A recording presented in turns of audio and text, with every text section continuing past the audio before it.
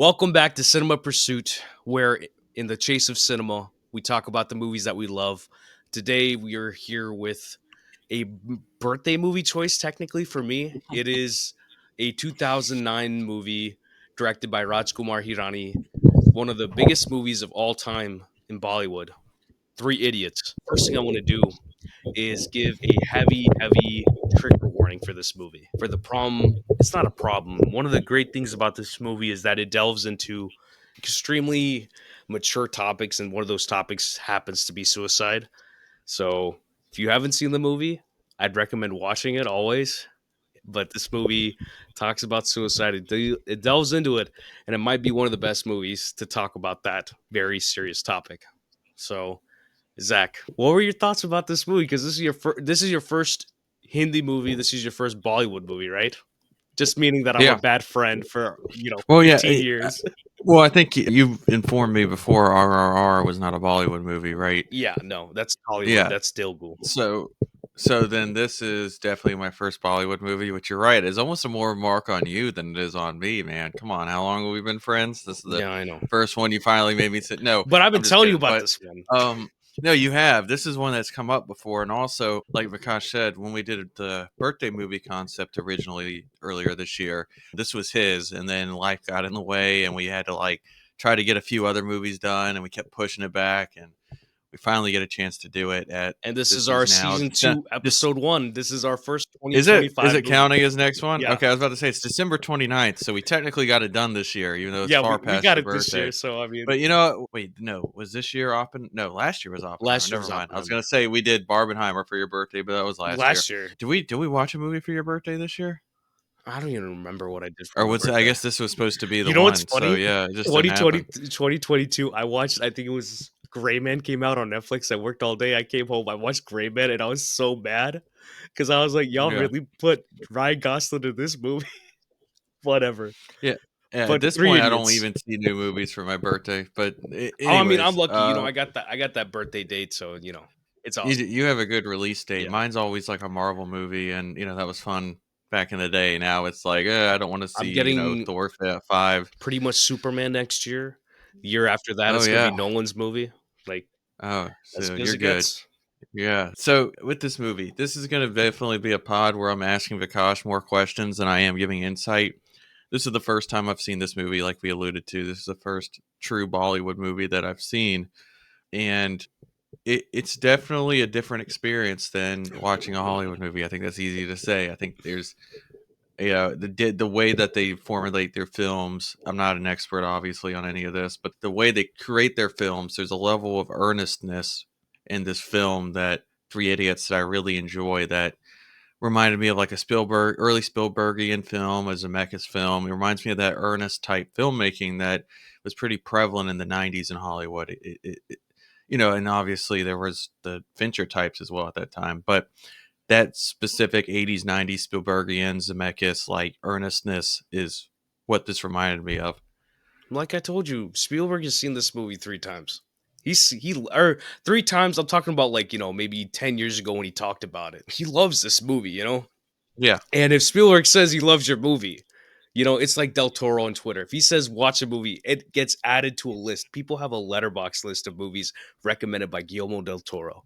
it makes Same sense, thing for right? Like Spielberg. this would be a Spielberg movie that he likes. Like this is everything that he tries to accomplish in this movie. There's, Godzilla you minus know, one was another one. there's just he really enjoys earnest emotion in his Yeah. movies, and also things like friendship and things like overcoming odds and maybe even being like the odd one out. Like these are themes that pop up in a lot of his movies. So it's it just goes to show how Spielberg also is a purveyor of just all types of cinema, international cinema. He has his mind open to everything, which is unsurprising. I will say, like I told you, the people who produce this, like Reliance, they produce his movies also. So like if you go Yeah. back and watch Bridge of Spies, you'll see their logo in there. Probably in West Side Story also. So it's like he knows these people too on top of that. And it's not like I don't know if he knows Rajkumar Hirani, the director, but he definitely knows, some sort of, somebody in the process of, making these movies. But I'm gonna go into my memories for this movie because you're asking me like when did I watch this movie for the first time? I could not remember for the life of me when I watched it for the first time. I think it was, that 2009, 2010 era, because I have Was to the get the when it DVD. released? Yeah, like we Yeah. never like growing up, put it this way, I've never talked about it. When it comes to all Hindi movies, I think I've seen in my whole lifetime, I've seen maybe three Hindi movies. Yeah, about three in the theater. I saw maybe a couple when I was a kid because they'd have them here in Savannah. And then I saw a few in India. And then over the years, I might go see a couple in the theater, but very rare, maybe 10 max. Which is not always a common to have it Uh, released in the theater. We're fortunate that the theater near us will show Oh, Hindi movies see, sometimes, but oh no, it's not rare. not sometime, all the time. If there's a movie coming out, we have it now because we have a pretty big Indian population where we live, South Asian population, to the point where no matter what movie it is, people will go see it. I tell Zach about this all the time that movie going is still very much a part of the culture when it comes to Indians and South Asians to this day. And maybe if it's not the young people, it's definitely, people my age or older, they definitely still go to the movies. It's just I watch American movies. That's all it is. And it's no, I wouldn't say it's any like rap on Indian cinema. It's just I prefer to have a certain type of story, a certain type of action, and certain type of everything. And it's rarer that we get it now with Bollywood. And this is a time, it's been 15 years almost exactly that we're like recording this 2 days after the 15th anniversary for Three Idiots. And Rajkumar Hirani is like one guy who always delivers when it comes to the story and the emotions. This is not his first like hit, Zach. This is his third hit. And he's made, I think, at least he's made like 3 or 4 other movies after this. His first like 4 movies, they're my favorites, and this is one of them. And this one is, like I told you, at the time it broke all the records. Biggest movie in Bollywood, like box office wise. Like this was the highest grossing movie in India. And imagine that for here. I don't think Yeah. it's a easy thing to say that this type of movie would be the highest grossing movie that you have.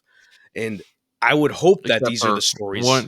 one exception, What, Forrest Gump? that you brought up. Yeah, Yeah. this is one you compare it to Forrest Gump pretty frequently, Yeah. and that would be the American comparison for sure in terms of box office as well, He's and just long life. yeah. I'm sure that you told me this had a very long life with DVD sales and all that stuff It too. still has, I mean, like, see, that's the thing. When it comes to Indian movies, there's always going to be a life if the movie's good to some extent.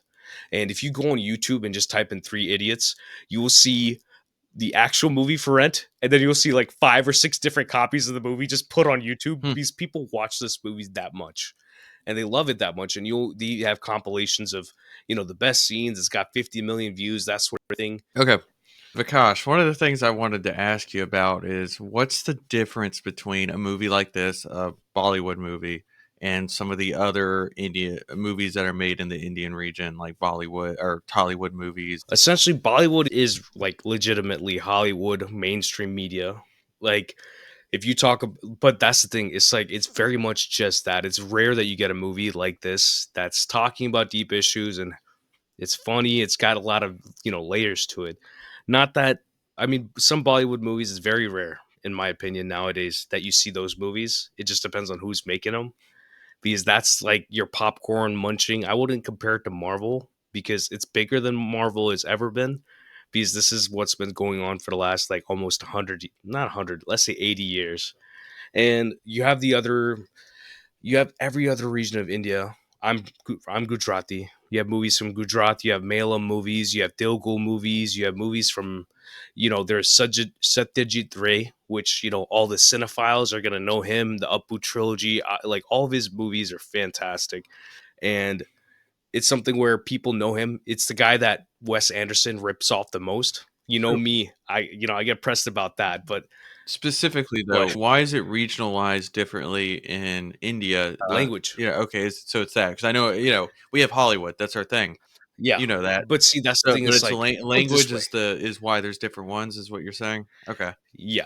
So first thing for anybody to know, if you don't know already, there's more English speaking people in India than there are in America. There's 2 billion people there.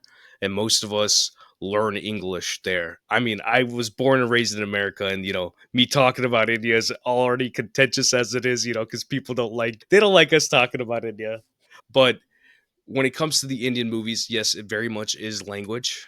And even though we have all these different languages, Hindi is the one that people listen to the most and talk to the most, meaning music. and movies. So people from like Pakistan, if they speak Urdu, they watch Hindi movies, they watch Bollywood movies. People in the Middle East, they watch Bollywood movies.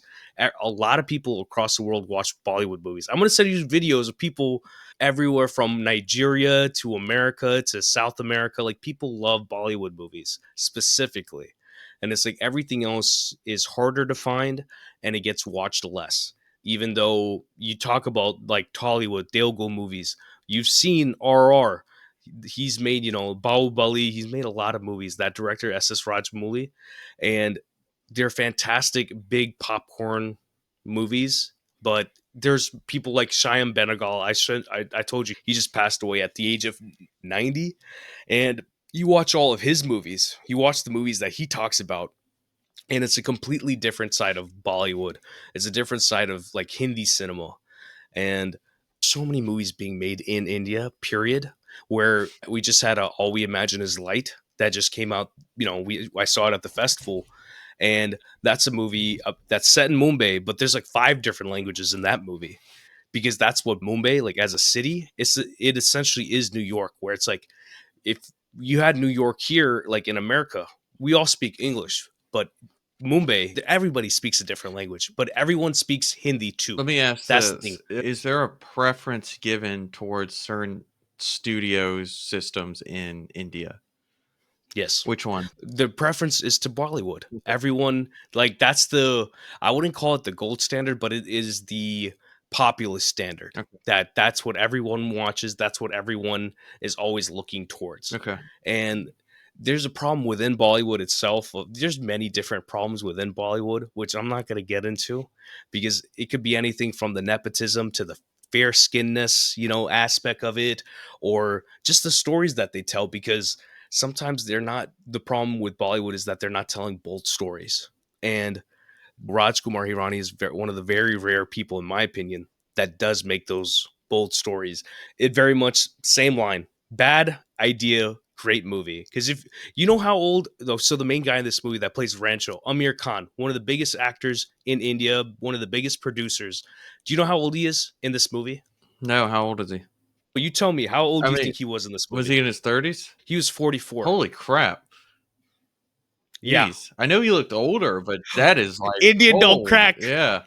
Huh. So no, he went to the director. He's very much Really, like high one of school us, student. and he was like, "Hey, Yeah. I'm in my 40s, and why are you gonna take me in this role?" Like the director essentially throwing one of the lines from the movie where it's like, "You got to take the opportunities that you get. This is not about. It's like this is what's come to you. Oh, so it's So okay when he take it." does it in this, but when Ben Platt does it in Dear Evan Hansen, it's a problem. It's bad. But who's better? You tell me.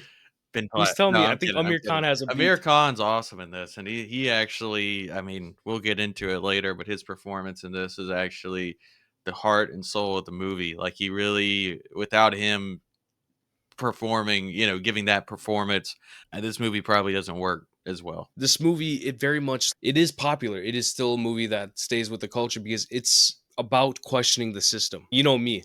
That's always been my default. And it doesn't matter what system you're in, whether it's educational system, a healthcare system, a government system, a social system. I think this movie, you can tell me, what do you think? I think it is about questioning it. If the system is not working, I we have to do something about I it. think actually, kind of secretly, this is more of a coming of age movie than any of that. Like it is a questioning I the mean, it system is. movie, but it also is a coming of age movies for these 3 young men, or it's supposed to be young men in the movie, trying to come into their own, figure out what actually gets them what they want to do in life. That's the whole point, is them trying to find their passion while also trying to deal with the social pressures of success and Indian society. So that is But but I it think turns into a that's coming why I of have to age ask movie you. because of that. It is a coming of age movie, but I have to ask you, it's like, what do you think about all the cultural like topics of like parental or societal issue or like societal pressures, school pressures? We might not have the same level of school pressures, but I think is it for you because this is your first time watching this? Is it relatable to some extent? Because I think anytime you watch foreign cinema of any sort, you have to practice empathy, and some people can't practice it. I'll Well, tell you that. I mean, is it familiar to me? No, because, in and this is, I'm going to start making wild generalizations about society, so stay with me. But in American society, of course, individualism is a big part of it. And now a lot of people growing up still Yeah. do have those pressures to succeed, but there's less specific pressure in American culture to succeed a certain way. There's less pressure to succeed as a doctor or a lawyer, or as a lawyer wasn't even an option here. As doctor if you're a woman, engineer if you're a man, right? And I'm sure that's reflective of something in Indian society that you're more aware of than me. But you're right. So I can't relate to it on a personal level, but I do understand it on the idea of trying to put, a square box in a round hole. I Yeah. understand the No, idea of, exactly. trying to find your, going one way because of societal pressures. And, for a lot of Americans, that might just be going to college because of pressure and then realizing it's not for you. It might not just, it's like almost the opposite of some of what's going on here. All I have to say is I understand the pressure aspect of it, but I also can't relate to it. But that doesn't mean Yeah. I don't enjoy the movie. Empathize I don't with it. Yeah. empathize like I can do that, but I also understand like they're tackling cultural issues that are present in their culture. Yeah. And it's done very well. We watch Parasite, right? It's doing the same thing, but it's talking a lot more, about like hierarchy of social Yeah. class, right? This one doesn't even dive into that because to be able to even get to the point where you have the ability to go to school and be able to get into engineering college or anything like that, it is insanely hard. I was telling Zach, they throw it out in the movie that it's 200 kids who got accepted out of 400,000, and that is 0.0005% of Are kids who got are it colleges in India that competitive? that competitive. No. And it's like if you can't get into something like that, then you go to smaller places. Like in India, like where my people are from, there's a literally a whole place called Vidyanagar, meaning Vidya meaning knowledge and the Nagar meaning place. So literally knowledge place. And there's nothing but college kids there. And it's literally they have colleges there for kids to go. And if you can't get into a big college like a engineering college in like Mumbai, then you go there, it's not bad, but it's essentially let's call it Armstrong. It's not bad, but it's no, it's not bad. It Yeah. could be better, essentially. And that's the thing. My problem, it very much is that this movie, it's about knowledge. I think this movie, it's about coming of age, but it's also about curiosity. And I I ascribe to the same Rancho vibe where it's like I have the same love of learning.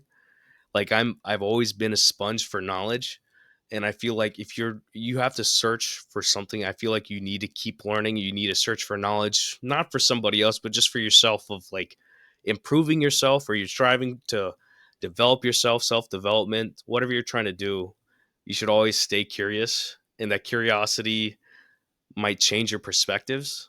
And it's like it's a use it or lose it thing, in my You opinion. know, And this movie always reminds me of that. in some ways, the themes you're talking about, I'm trying to think of comparisons here. It reminds me a bit of Dead Poet Society in a way of the idea of, pressure and expectations versus passion. And that's what a lot of this Yeah. movie dives into is that the pressure of expectations, it seems like from what the movie's saying is that not only do you have to succeed for your future, but also for your family's future, to take care of your family. Raju comes from a very poor family, they show a few times, and they're counting on him to become an engineer for the sake of their family. And same thing for Yeah. Farhan's family.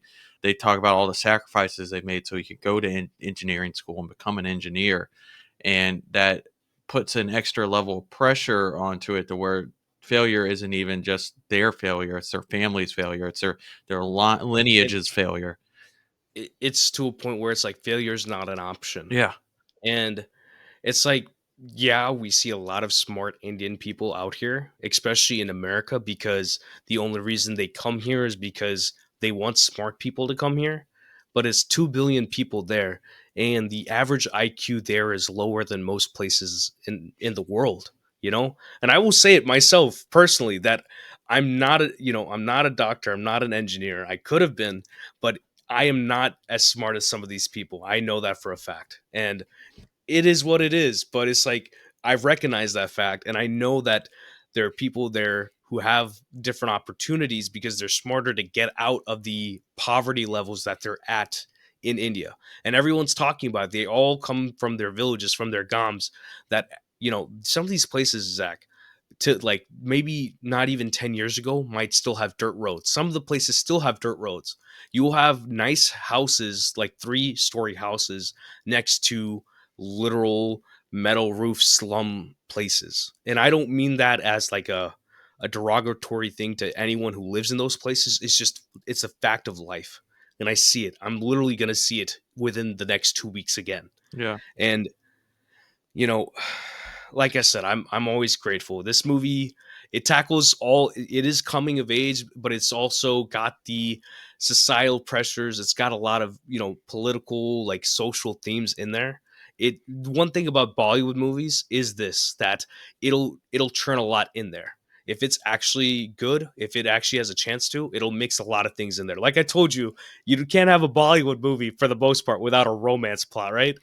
And how long it took, like 30 minutes to get into it, right? But they threw it in there, right? Well, last thing I do want to say that, and I think this goes with foreign films in general, is that there will be, even though a lot of times the themes of the movie is talking about something that is specific to that culture, there are still a lot of themes that are universal, and again, Yeah. the theme of this movie is pressure and what the negative effects of societal, familiar, internal pressure can do to somebody, and how as a society we need to allow people to be in situations where they're not under that sort of pressure, where they're allowed to thrive without the pressure of and again, your whole family's livelihood is banking on it, is an Indian specific cultural pressure. But It's pressure is not still even something all audience people or audience it's members it's not can even relate to. I'd argue it's maybe even any immigrants, Yeah. where it's like, if you have the opportunity, and it is an opportunity to come to America, I tell people all the time, I'm like, as bad as you might think things are in America, it is much worse in other countries. Like you went to Greece, right? Yeah. And you tell me, is it like you have different things? You have so many luxuries here in America where even in Europe you can't even find them, right? Yeah, no, that's true. I definitely enjoyed being in Greece, but yeah, one of the things that stood out to me is that there's certain conveniences that and I was like in Athens, Greece. This is like a good part of Greece, but there's a lot of conveniences that I'm used to here that weren't available there. And yeah, everything's cheaper there, but then also you got to consider the fact that the wages are way, way less there too.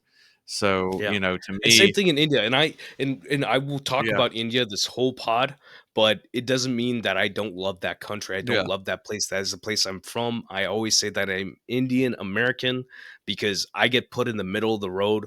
I'm maybe not too much Indian. I might not be too much American, but I love both of these places. These are, it's inseparable to my like identity as a person, yeah, these places. So it's like I see everything, great about both places, and I see everything bad about both places. And some people, talking about this stuff sometimes can get racy for people, even though it's just yeah, it's just a conversation of life, because I've seen some things where it's like, gonna make you cry. I ain't yeah, gonna lie. But let's get off of all that serious stuff and get into some juice. Action is the juice. Three Idiots has the juice.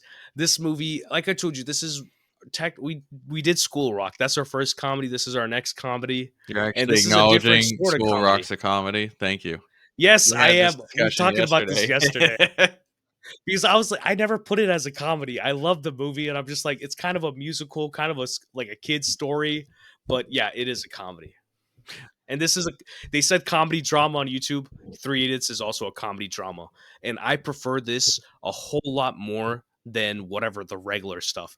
Because I think if you have a drama that has comedy, it's closer to life than, an actual drama, in my opinion. Because life is not, just always just drama, drama, drama. There's always comedy in there, at least, for us. Because, you know, like this movie does, or like the juice of this movie, it'll be very serious and then someone's cracking jokes because that's what happens. So throw to your first action of the juice scene. Sure. I mean, honestly, it's the climax of the movie. It's the birth scene. It's when Yeah, that's mine too. okay, yeah, it's when Pia's it's her sister, right? Is it Yeah, yeah. her sister Mona. Yeah, Yeah, Pia's sister, she is giving birth, and there's a a flood going on, a lot of rain. They're not able to get to the hospital, and all these engineering students have to run in and try to, remotely, while Pia's in the hospital trying to give instructions. They're trying to figure out how to make the little suction tube to get the baby out. They're trying to get the power back on.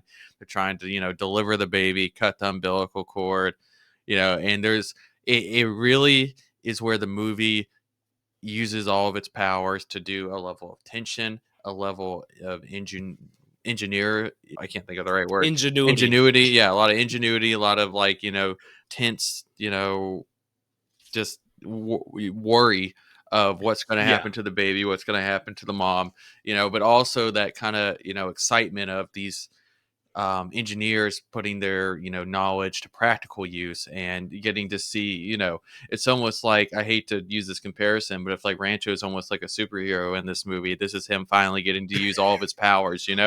But he is a superhero. Yeah, I mean, He's a superhero in the they sense of make him like, a brilliant, yeah, he's a savant. yeah, savant. Like, And this is him getting to use the height of his powers finally in the movie.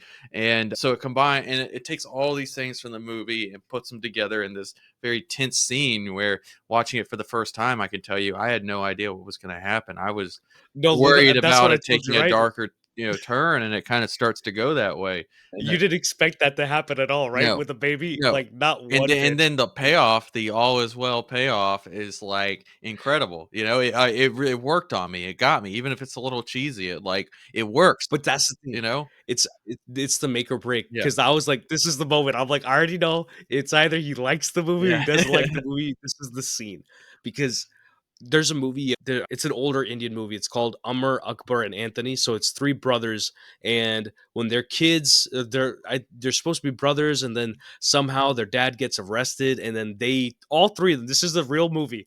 They all three of them end up in different like orphanages. One of them becomes a Christian, one of them becomes a Muslim, and one of them becomes a Hindu. Right, None of them and became then Jews. and there are Jews in India, but bro, okay. So like maybe like an hour later, right? They grow up, 30 years later, and this random woman gets into some sort of accident, and they all three of them give blood to the mom. Which they don't know it's their mom, but they give blood, they donate blood to their mom. And then they realized all three of them were brothers. And my dad and me, we talk about this a lot. This scene, we're like, why is this going to work? It makes no sense. The lead of the movie, he's like one of the biggest actors of all time. He's like, how is this going to work? And the director was like, hold my beer, like just trust me. And when that movie came out, people were crying in the theater. I was crying watching this scene in this movie, right? Because it's like this is one of those like swing for the fences. Like it's either going to work or not going to work. But Bollywood is good about making those swings, and this one works so well, man. That's part of it, is that the earnestness. This is where it really 100%. pays off. When you do a scene, this scene honestly was ridiculous. It's a ridiculous scene. It is. But Yes, it works yes. because 100%. no one's like trying to break the fourth wall or trying to make a joke of it. Everybody's committed to it. It's like if it's a real thing. And we keep bringing back to this idea of this being like Indian Forrest Gump in a way, not in terms of the plot, but in terms of the feel of the story. Yeah. And that's another movie where a lot of him running across the country, and never stop running in Forrest Gump is ridiculous, but it's a good sequence because they actually commit to the ridiculousness of it and tackle it on like it's real in the world of the film. And that's exactly what they do with the birth scene. It's ridiculous, but it's earnest, and it pays off in the best of ways with the callback as well. And I mean, what were your thoughts on it? Like when you watch this, what do you think? I mean, the payoff also is Virus, right? Yeah. That it's my reminder. I tell you this, like we talk about it all the time, that I think people have the potential for change. And I don't think it's 10%. I think people have the power to change very fundamental things about themselves if given the chance. And this movie talks about it, where it's like those changes can happen, but it's like it takes a lot of love and perseverance to get there. Do you think Virus gets like mistakenly attributed to being like a positive figure, like in his quotes earlier in the movie, how he has all those No. quotes about like No. having pressure and having I was just wondering, how people like take stupid like Joker quotes and No, use it as their inspiration, like in America. maybe I just honestly, wondering, do you think people maybe. take his early stuff and it's like, yeah, like the people who have that kind of toxic mindset and are just like, yeah, he's right. Like life is a race. Like, it's like Ricky Bobby, if you ain't first, you If last, you ain't finished, you last. But that's the thing, that like the mindset that he has, Yeah. you're saying maybe do people take it? But that's the norm. Yeah. That's the problem. That if you're going, people talk about tiger moms here. This sort of energy is kind of the norm for Well, some people. And like you said, it's about that pressure. the reason I asked because when I was doing research on the movie, one thing I was doing was looking up quotes, and one of the websites I found was like, here's my favorite quotes from the movie as an educator, and a bunch of the quotes were his quotes earlier Oh in the my movie, god. and Oh I my was like, god. As an educator. what are you doing? This is you should be like as an educator, yeah, No, you should be figuring as an out like this educator, isn't it's good. the whole thing with the robot, right? What's the Yeah, definition of a robot, right? yeah, That is like, yeah, you have a definition that's in a, what do you call it? in a The textbook. definition of robot that's in a textbook, but that's not the point, right? Yeah, It's about like a machine is something that's going to make your life easier. That's why he talks about the zippers. yeah, See, that's the thing. When you have good comedy, they have visual gags, right? yeah, And the whole visual gag of them just like doing the whole zipper thing is hilarious. yeah, But it's like those little moments, they sell the bigger ones. And it's like you get to see, that's one of the first scenes where you get to see what who Rancho is yeah, that like it's a difference of perspective of like you're trying to teach this one thing but you're not trying to cultivate curiosity for learning. yeah. And this movie oddly is a teacher movie, is it not? No, it is. Because It's a teacher movie, because but Rancho spends this the whole time of the movie, but one of his powers is teaching, trying to teach everybody yeah, the difference of what happens. And this director, one of his first movies, MBBS Munabai, which is like a guy, this is the little premise. You're gonna have to watch this movie with me one day, where there's a gangster who falls in love with a girl, and the only way to love, like to get married to her, he has to become a doctor. And the doctor, like the whatever, the principal of the doctor college is the same guy who plays Virus, Boman Irani. yeah. And completely different role, but just as hilarious. And that movie is, I think that movie might be funnier, and it might hit the emotions even harder than this one. If surprisingly, that's why we'll talk about it. Yeah, no, I don't have much else to say on this scene, but I will just say that is I don't know what my hierarchy of scenes in movies are, but that's somewhere on my list. Like in terms of my favorite scenes in a movie, like that, it's memorable and it really does. It Yeah, hits all four quadrants of like I said, tension, excitement, fear, and relief. Like it hits and it everything. delivers. Yeah, Yeah, it hits everything. And that's the thing. Like you're like when you have movies like this, you're moving up to those moments, and this movie never in the pedal's always on. And like I told you, when we got an hour in, I was like, it's been an hour? yeah, Like the pacing for this movie, even though you're intercutting two different timelines, is always fantastic with this movie. And then when you get to the back end of the movie where there's a lot of drama happening, it never feels like you're stopping for anything, but you're always feeling those emotions. yeah. And Starting in media for me, res that's was my a problem. really good idea too, because it really you don't Oh know yeah. where the movie's going to go at first, but it really captures your attention. Yeah, because it's like, no, that's the thing. One of the biggest rules that you can learn for writing is that what is better than explaining something to the audience is that you should show it, Yeah, right? You talk about John Wick. Half of the hype of John Wick for the first movie is just people talking about him. You see the that's a reaction good of him, call. right? Yeah, And what's the reaction that they have to Rancho, right? Like, oh, he literally fakes a heart attack to get off the plane to find his buddy, right? Like the dude he runs out of his house without his pants because yeah, it's been that so long. And it's like that whole vibe, like the whole tension of just like opening the movie is sets the tone as to who he is. And then I'll talk about the title song. It's one of my favorite songs of all time, honestly, because it captures like the emotion of like who this person is, like why are they going to go find him, and it's just like going through the hills. It's beautiful.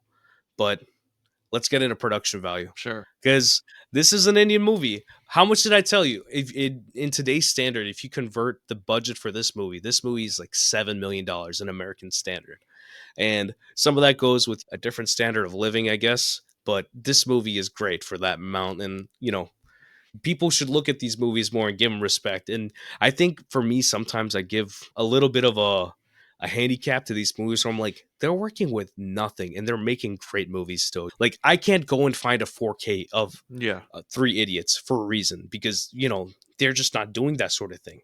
But production value, production value, the most impressive parts of this movie, whether it's in front of the movie, is a shot, moment, scene, what moment feels like everything is left on screen for you in this movie, Well, in the Three I Idiots. think you're making a good point there. So it's not like this is the best looking movie ever by any standard, but the shots. The blocking span. Well, that's what I was about to get to. My production value is the blocking, the shot selection decisions, essentially. There's a bunch of times where, again, the movie doesn't have a lot to work with. Like there'll be, when they're traveling to go find Rancho, like they're just going around dirt roads. It's not like it's the most cinematic type environments, but they make some really cool. But it is beautiful. Well, yeah, I will and say one of the for shots that India, I really beautiful. loved was they did a 2 shot outside of the car while they're looking for Rancho, and both of us commented when we were watching, it's like, "That's a good shot." Like, that is a Though fundamentally really just good blocking, and it's a there's great shot that tells you a lot. they're at the river by the bridge. Mhm. It's in the third act of the movie, and they're just whatever. One of them or Madhavan's character is like in the back, and then like the other guy's sitting in the front, and they're just like, bro, like what's happening? Like you can feel the emotion of the scene just from the blocking, Yeah, and that's it's fantastic. great, and also, there's also the scene of where Virus is beating up his barber for shaving his mustache, and it's next to and he's slamming his head next to the record player or holding his head there or whatever, and it felt like a shot that would seem like right out of a Scorsese movie with it playing the And the opera music. music is Yeah, and playing. he just has his head like that is like a straight up 90s fantastic type shot, and even the sillier shots in this movies work because of the comedic nature. So there's some shots like when they're getting shocked. What's his name? Millimeter or centimeter? I can't remember what his name is. Wait, Um, what do you mean shocked? Are you talking about from when the he's P thing? peeing and he gets shocked. Oh, Like that's a silly Mutro shot. Visarjan, Like yeah, that's a really bro. silly shot, but it's like really They animate funny they too. animate Yeah, the what do you call it? The electricity into it yeah. too. It And I'm just like, come Yeah, and on. again, like it's not the best looking movie by any standard, but like it makes really smart decisions about what it's doing, what it wants to show with each shot. And so that is my production value for this. There's a lot of love and craft that went into these decisions. One of my favorite things about Bollywood movies, from now all the way back to the oldest ones I've seen, is that when it comes to shot selection, when it comes to what they're doing with their shots, it's always Yeah. fantastic. And when it comes to older movies, even in America, where it's like you have one setup and you got to make this count. So you'll see where the camera goes. You have one setup, two setup, three setups in one shot, and it feels like you're not wasting a single little ounce of film. Yeah. And I've seen the other side of it where it's like lighting. Literally, you will see a light and you will just see the harshest shadows everywhere. You can just tell that they just set up lights and none of it matters. Like people will complain, like, oh, the lighting is bad. But the lighting is not bad because you don't even care about the lighting because the story is so good. Yeah. And there's some movies, like even, they have them on Mubi, like, the people, like the streaming service, that you watch these movies and be like, dang, this movie, it looks like they made this for nothing. And it's like one of the best movies I've ever seen. And I find those movies with my dad because, there's a lot of Bollywood movies, like older movies, that are just on YouTube now because they just put them out that way. And it's like, if you just watch any of them, especially the older ones, you find great framing in them. And my problem with Bollywood nowadays is the opposite, that it's over edited, the framing isn't good, the shot selections aren't great anymore. And it really irks me because Yeah. it's like y'all came from such a, like, when you have nothing to work with, and even if you have a lot of people, you have bare to nothing to work with when it comes to film or anything like that, you make everything count. And it just feels like, they lost the sauce somewhere, where it's like they have more money, they have nicer cameras, but just because you have nicer, equipment doesn't mean that you have great cinema. Yeah. And that's the same problem that America has right now, right? So it's like, it's not just them. Well, I'd argue that it's even easier than ever to have your films like look good from a just I don't know, not even a Visual production. Yeah, perspective. just like yeah, Yeah. it's easier and easier now to make something that you shoot look professional. But Yeah. the Yeah. That's second the word, part is not to professional. make it only professional, but to make it interesting. Don't make me call back, Yeah. Sammy Fableman there. The horizon. If it's at the top, it's interesting. If the horizon's at the bottom, it's interesting. If it's in the middle, it's not interesting. One of the biggest movies this year is Deadpool and Wolverine. And you compare the visual work of Deadpool Wolverine to the other blockbusters. You compare it to Dune Part 2, you compare it to Furiosa, and people were complaining about the CG in Furiosa. It doesn't matter to me. I think it looks fantastic. But the whole point is that the visual language that George Miller has. I was watching the movie in 2D in IMAX, and there's points in the movie where I'm like jerking my head backwards. I'm like, whoa! I'm like, whoa! What is this shot? And it's like it's not. It's just like he blows your mind with every little thing that he has, and it doesn't matter how much money he has. He's been doing it since the first Mad Max. So Visual language is right though, because with this movie, like, it's all subtitles for me. And if I ever am paying more attention to the scene than the subtitles and I miss a line, I still understand what's going on because of the visual language of this movie. I still understand what yeah, emotions are being communicated. I understand a lot of what even the plot's being communicated just from the actions on screen.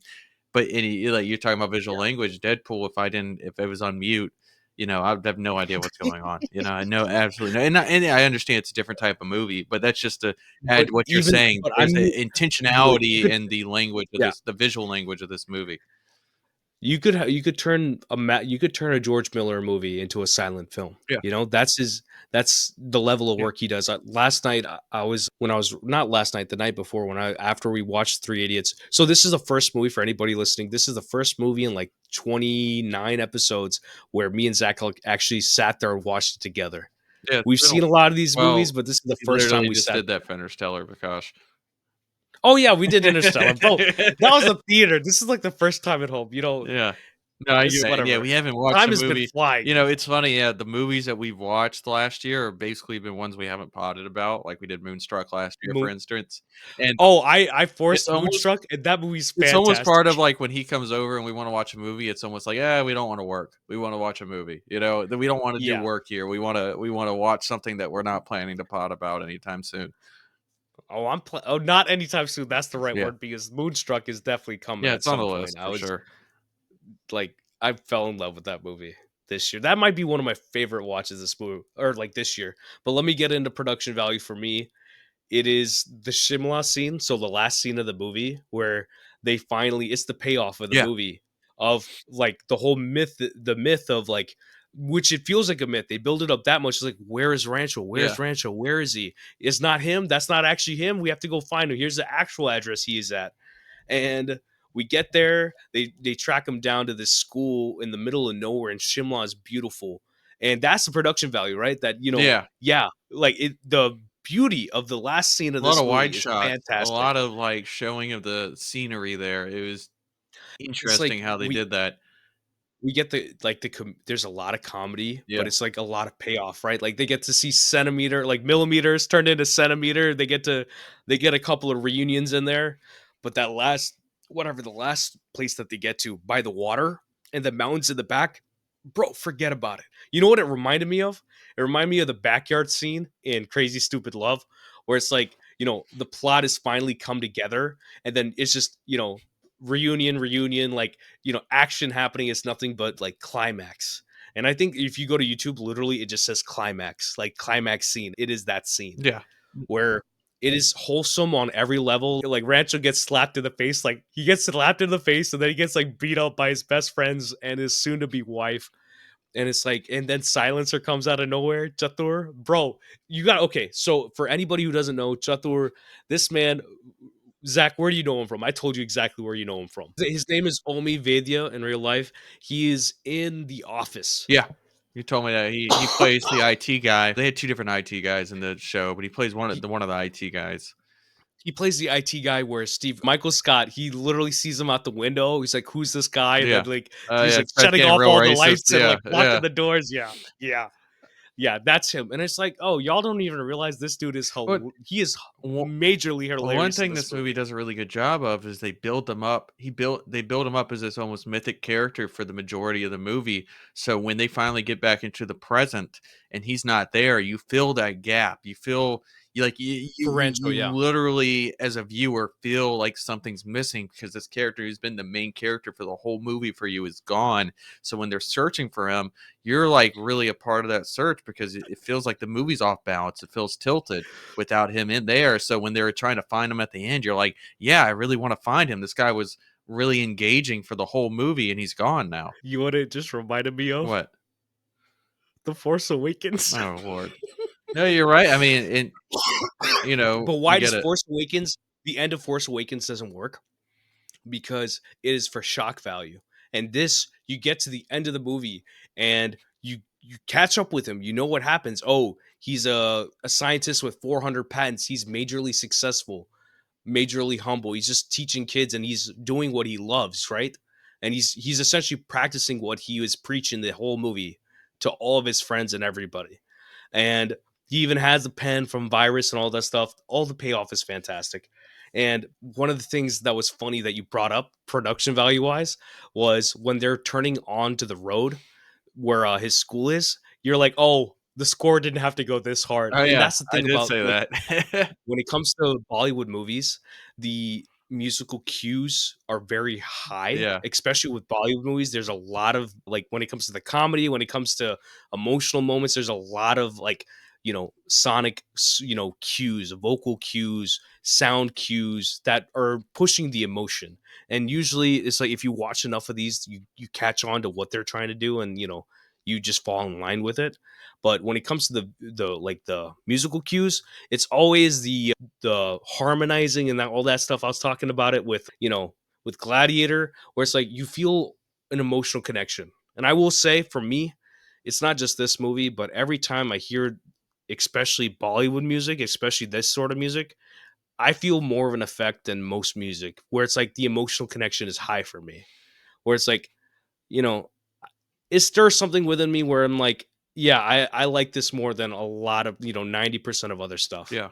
And it works for me. I think it works for a lot. It literally works for billions of people. And it's something that I would hope that Americans can enjoy too. Because I think everybody can enjoy this stuff. Like I told you, Bollywood goes around the world and there's an effect here that is worth studying because Three Idiots is top class from India. But that being said, one of the titles that we have for our next category, dialogues, is the first time you watch the dialogues movie, Zach, because literally in the credits it'll say whatever dialogues by Rajkumar Hirani and the two writers of this movie. Because you have a script, you have a story, and then you have your dialogues. So, what pieces of dialogue affected you the most from Three Idiots? I actually brought two this time, which usually I don't do. So the more I reflected on this movie after we got done watching it, the more I enjoyed Raju's arc. One of Oh, it's the best He arc. was really Yeah, I the know. third of the three idiots in terms of But story his story value. is the most But important. yeah, his Yeah. story is so he's the one, who ends up, spoiler, breaking his legs later in the movie, trying to, jump out of Virus's office. When he goes to his interview near the end, he says, they're asking him if he can change his attitude to work with them. And he says, "Sir, I have learned to stand up on my feet after having broken both my legs. This attitude has come with great difficulty. No, sir, I can't. You may keep your job and let me keep my attitude."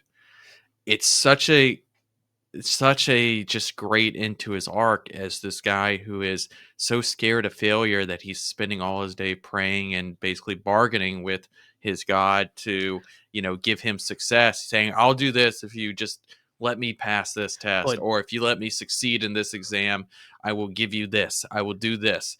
And we talk about it a it's a lot. lot of lack of self-confidence and pressure, Yeah. and this is him just finally getting past that, having this new perspective after, a near death experience of, oh, my life doesn't need to be this way. I can live my life my way. I can have this positive attitude and this very calm attitude about life because to me, it's not that serious anymore.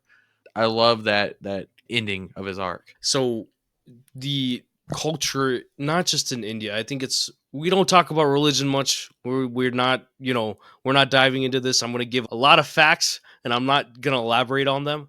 There's a lot of religion in this world, and I am a religious person. We don't talk about it, but I am a very religious person, and I believe that if you're religious, it is your path. It's not my business. It's not anybody's business. It's about self improvement. But what happens in this movie is like it's a fundamental thing of in India, it's a culture where it's like, oh, I'm praying to God. I'm fearful of God to the point where this fear is like, if I do this, then I'll do it. The word is to when it's a conjunction, right? where it's like, and if it's if and only if you help me pass this test, then I'll do this. If you help me do this, then I'll do this. It's like, just do it. If you really feel that way, if you have a relationship with anybody, if you love anybody in this world, you will understand that relationship. It's an intellectual love. And then you'll just do whatever you're doing in the first place, right? That's a really good call out because, like, yeah, you're right. His relationship with his deity is transactional. That he like Yeah, if and but only it's if. not just him. It's a culture around the world where it's like it's a culture of fear. Yeah, And it's like if you say intellectual love towards God, then people that sounds like almost a paradox to some people. I think for me that is where it starts. It starts with if you okay, think about it, Zach. This is a life lessons for anybody, which we're not preaching life lessons in the first place, but if you want to get to an emotional place with anything, it comes through intellect. If I feel the emotions of this movie, it's because of my intellect. You have to think about things before anything else. And I hope that the people out there, because we live in a very crazy time where that seems to not be the norm, and it's something where it's like our relationships in our life should not be dictated by fear, because this whole movie is about that, right? Farhan, my favorite shot of the movie now is Farhan taking off all the rings and putting them in a bedpan. And because if you talk to any like religious person, they'll be like, whoa, that is so disrespectful. No, it's not.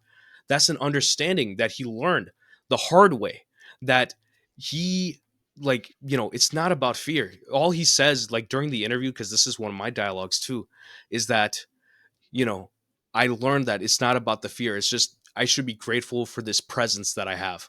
And it goes into the whole point of, the suicide theme, that we all have a purpose in life, whether we might not see it at the current moment or not. And we all should value the lives that we have, and we should try to do something with it. And it doesn't mean the solution is never to take your own life. And that's why it's not, it's Raju, it's not Farhan, it's not Rancho that jumps off the building. It's the guy who believes in God, the guy that is the most fearful, because that is kind of the norm in our world right now, that it's fear. If you fear something, you're not going to have a willing or good relationship with it, whether it's God, whether it's your wife, whether it's your friends. It should be out of love, it should be out of empathy, it should be out of respect and understanding. And it's like, oddly, I feel like an almost an emotional like through line to like Interstellar or like Remember the Titans, because I think, like you said, it's about like you can keep your job, I'm going to keep my attitude. yeah, And we should all live with that level of confidence that if we believe in ourselves, if we believe in, our morals, our values, then you saw how calm he was. Like you could tell the entire movie that man is so stressed out, and by the end of the movie, that is like one of the calmest, one of the best yeah, performances I've seen, yeah. because he's just like, like I have this understanding, like I don't have to worry about it, like I'll figure it out. And from going from stressed out of his mind to I'll figure it out is like one of the greatest things I've seen. The other one that I have for dialogues is children achieve excellence because then success will chase you. The reason I put that on there is because you. Wait, no, hold on, No, run that back. I didn't hear that. okay, it's Say it again, children. because everybody needs to hear Yeah, that again. children achieve excellence because then success will chase you. The reason I'm saying this quote is because Vikash says this about 50 times a week to me. Where he's basically like, where he says, if you put in the good work, success will find you. You will be successful if you put in the work, if you put in the time, if you make something good, you will find that's his mindset. This is Vikash's mindset. So I just want to call it out that this movie specifically says that same thing that I know you believe. And it's my philosophy is the same. It's always been that philosophy even before I saw the movie, but it's like it's something where it's like if you see those things in movies, it's gratifying. And it's not just one movie. I think Rajkumar Hirani personally believes this himself too, because it's not just this movie that concept is in. And he tackles it in his first two movies. The movie he made after this is literally Amir Khan, like the guy that plays Rancho. He literally is an alien that comes to Earth, and then he's searching for religion, and he's like trying to figure out things about religion. It's such an interesting movie. It's called PK, but this movie very much it lines up with my philosophy. You're right about that, because you know what the mind killer is, right? We got to throw it back to Dune. Fear Fear is is the the mind mind killer. killer. Yeah. And you can't fear, like, if you have, see, I think we are incredibly blessed enough to where we might be able to chase curiosity, because some people, it's fight or die. Not fighting, but it's like you literally, it's either you make that paycheck or you can't live your life. And I'm just like, yeah, that might be the situation, but if we need to fight for something better, we should fight for something better if we have the chance. No, I think it's a good mindset too, and it's a mindset I struggle with having all the time because That's why I I, tell you. I'm always fearful of like, okay, are we doing this? But like, who's gonna find this? Who's gonna watch this? Who's gonna care? And but you're right that the best artists in the world aren't ever making art out of the idea of wanting to be successful. I mean, or maybe they want to be successful, but like the best directors and the best artists, when they first start making their work, they know no one's going to see it, but they believe if they make good work, it will find its way to be seen and for it to be successful in the world. So yeah, One of, it's a hard I'm mindset to learning, have, though. It's not an easy and I'm one, but learning. yeah, and it's I'm still learning, something we're all still learning because from. for me, it's like I'm learning from people where it's like the most successful person, whatever way you define success. But I think any success comes with delusion, Yeah. that the only way you're going to get there is if you stop listening to those fearful voices, and you have to be delusional to some extent. Yeah. Because I it's hard for me to be delusional too. It sounds, I think anything where it's like you're trying to improve yourself, you're trying to get to greatness, it sounds stupid. Well, I what think like it, because it's like, like you yeah. said, it's the square and the circle. Well, what Where it's like if you're trying to be a circle in a square world, you're gonna be people are gonna look at you well, what crazy. does any You're gonna be artist do that makes them that you have to have irrational confidence and that, yes, as an artist, because what you're doing as just as anything, with honestly. any real piece of art, you're telling the world like I have something to tell the world and they need to hear it. That is what any piece of art boils down to. And to be able to say something like that, you have to have a lot of irrational confidence in the fact that you have something unique and necessary for the world to hear. Yeah. And there's people out there, and this is another reminder I talk about too, where it's like you see the people, the people and their beliefs that are actually doing this sort of work. Well, this is what Not this you, podcast is. you It's what this it's yeah, irrational. It's us having irrational confidence that we have something, to share to the world. something new to We have say. something new to Yeah. say. That's all this is. This is what our project is here. So all I'm saying is like this just quote really gets down to what artistry is, what success is, what's the point of excellence basically. Because again, it's hard to forget that when I'm doing this, I'm like, man, is anybody going to see this? But that's not the point. That comes later. The point is, we need to do this in a way to Need achieve to put in the excellence. Yeah, work. we need to put in the work. We need Yeah. to do it well, and then eventually success will follow. And we'll see. We'll see. We'll see. Yeah. Because that's the thing. It's like when, okay, put it this way: if you're on the right path of life, and if you have the right understanding with you, you become unshakable. That's what happens to Raju at the end of this movie, right? He becomes unshakable. And it's hard to get to that point in life, because it's like, first of all, people, whether it's a financial thing, whether it's a mental thing, where it's like you have to figure out what makes you happy, you need to be grateful, and then you also have to have a purpose. And half of us, I feel like most of us, it's like finding your purpose in life is like half the job. Yeah. And once you do that, then it's like chasing it, that's the easier part. It's not easy, but it's like once you know what you want to do, then you can run. Yeah. And it's like if you don't, and it's the same thing, right? Where it's the Forrest Gump thing, where it's like if you, bro started running and he stopped running, right? Bro just kept running. And again, yeah, just like that movie, he wasn't concerned about success. He was just, I guess he wasn't really concerned about excellence either. But he just wanted. There was actually It that's just probably a bad example of one. But that's a bad example. But anyways, Vikash, what were your dialogues? What stuck out to you in so this movie? the keep your job, I'll keep your attitude. That was definitely the big one for me. But the other one that really got to me, even though I think, like you said, the whole movie gets to me, Yeah, it's got a lot of, because it's a lot of like, me, I have a need to crack comedy. I think there's only one place on earth in recent memory where I was like, I went there. This is like a very serious place. I'll tell you afterwards where I'm yeah, talking about, where I'm like, no jokes here, is that serious. And it's very much I think in most places in life you must crank some comedy because you're not gonna get out of here otherwise. Because if you take everything seriously in life, it's gonna kill you. And I'm not gonna name any names, but I know two individuals where one of them lives my sort of life's like mindset, and the other one is like very serious, very much virus vibes. And that person was telling the other person like, oh, like, why can't you be serious?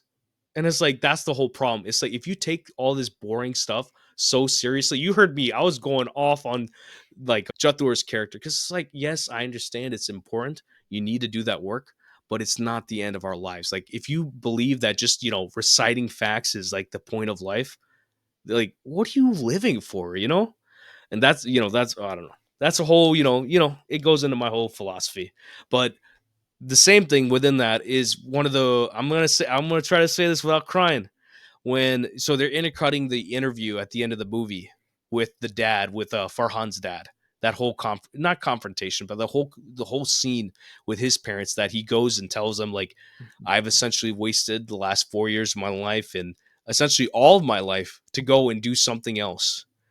And his dad's like, oh, like he bought this new laptop and it's overly expensive, but he's like, oh well, my son just he's graduating college, it's something he's gonna need, and he's proud of him. And he goes to his dad and he tells him, all this, he confides with him like, this is what I want to do. And it's like, why does it matter what other people say?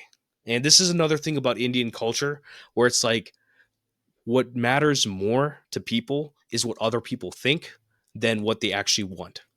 And that's another part of the delusion that is needed, that you can't think of what other people are going to say because that is the norm in my culture. I'm telling you, there's situations where my cousin, like she's doing nothing wrong, and my aunt will get calls like, "Hey, did you know your daughter was here? Did you know your daughter was in this place doing this thing?" And my aunt is just like, "Yes," and like, mind your business, right? But that's the culture we come from. And rounding it back to his dad, one of the greatest things I've heard, which is not usually the thing, these parents will say, is return the laptop. And how much is it for one of those cameras? And, you know, people go through a lot, man. And I'm telling you, people like, I've heard the stories. People's parents are not that nice. And that's the point of this movie, is that, you know, you should be grateful that I'm telling you, man, it is not like that for a lot of people in life. Yeah, So I totally get what you're getting at. I think for a movie about pressure, for the parents to show a level of empathy and understanding that they had a pivotal choice in that moment, to where should they continue to put the pressure on their child and call him a failure not wanting to be an engineer after 4 years of schooling, or should they actually allow him to become the person he wants to be? And that is a pivotal. We talk about the birth scene at the end is the height of the movie, but or maybe even finding Ranch. The real pivot moment of this movie is actually that smaller moment where Farhan is it given is, grace from his parents to, yeah. in a culture that doesn't usually allow for that level of grace, for him to be given the grace to pursue his passion. And on top of that, what he says at the hospital, where what Rancho says to Farhan at the hospital, where he's like, you don't want to be on your hospital bed in 50 years full of regret. And this is not even Yeah, just an American thing, it's a thing across the world, or an Indian thing. This is very much just a philosophy for all of our lives, that it's like, yeah, you need to make a paycheck, you need to be able to sustain your life, but also try to do these things, try to pursue what makes you actually happy, because that might sustain your life too. yeah, And it's like you don't want to live with that regret, because fear is the mind killer, but regret is a bigger mind killer for anything, right? Because if you sit for anybody, if you sit there and think about it, you can kill yourself with regret. yeah, Yesterday, I was talking to somebody and they're like, "Oh, I regret doing this. I regret doing this." I'm like, don't, no," because I was like, I fall into the same trap. I'm like, if you think about this stuff, it'll kill you. Just what has happened is happened, and you gotta think about it to the point where you need to reflect and understand why it happened and learn from the lesson, you know? Yeah. Because it's easy to learn from other people's bad behavior. It is harder to learn from our own, with those regrets. But it's like you don't want that to kill you. And that's the whole point of the movie is like you don't want it like try to be bold, try to do something, try to be curious. And this movie, it very much is the happier movie because it's like the movie knows that the culture is not this way and it's trying to provide a vision for people. Yeah. And there's actually an actress, I think Kiera Advani. I'm not familiar with her work. I don't watch a lot of, Bollywood nowadays. I watch enough, but I don't watch a lot. But she was saying, the only reason I was able to become an actress was because of this scene. And it's like, you see the effect. And it's like, that's a crazy effect to say that, this scene in a movie helped me pursue my dreams and I was able to become successful from it. You know, that's crazy. All is well. The Layla for this movie. I don't know what your Layla is for this movie, but the best needle dropper used to score in Three Idiots. What is it for you? All is well. All, All is. all is well. Not I'm all not. is well. Don't make me do the All is accent, well. buddy. Don't make me. Don't No, make no, me no. do the No, accent. no. Literally, if you look at the name of this song, it's AALIZZ.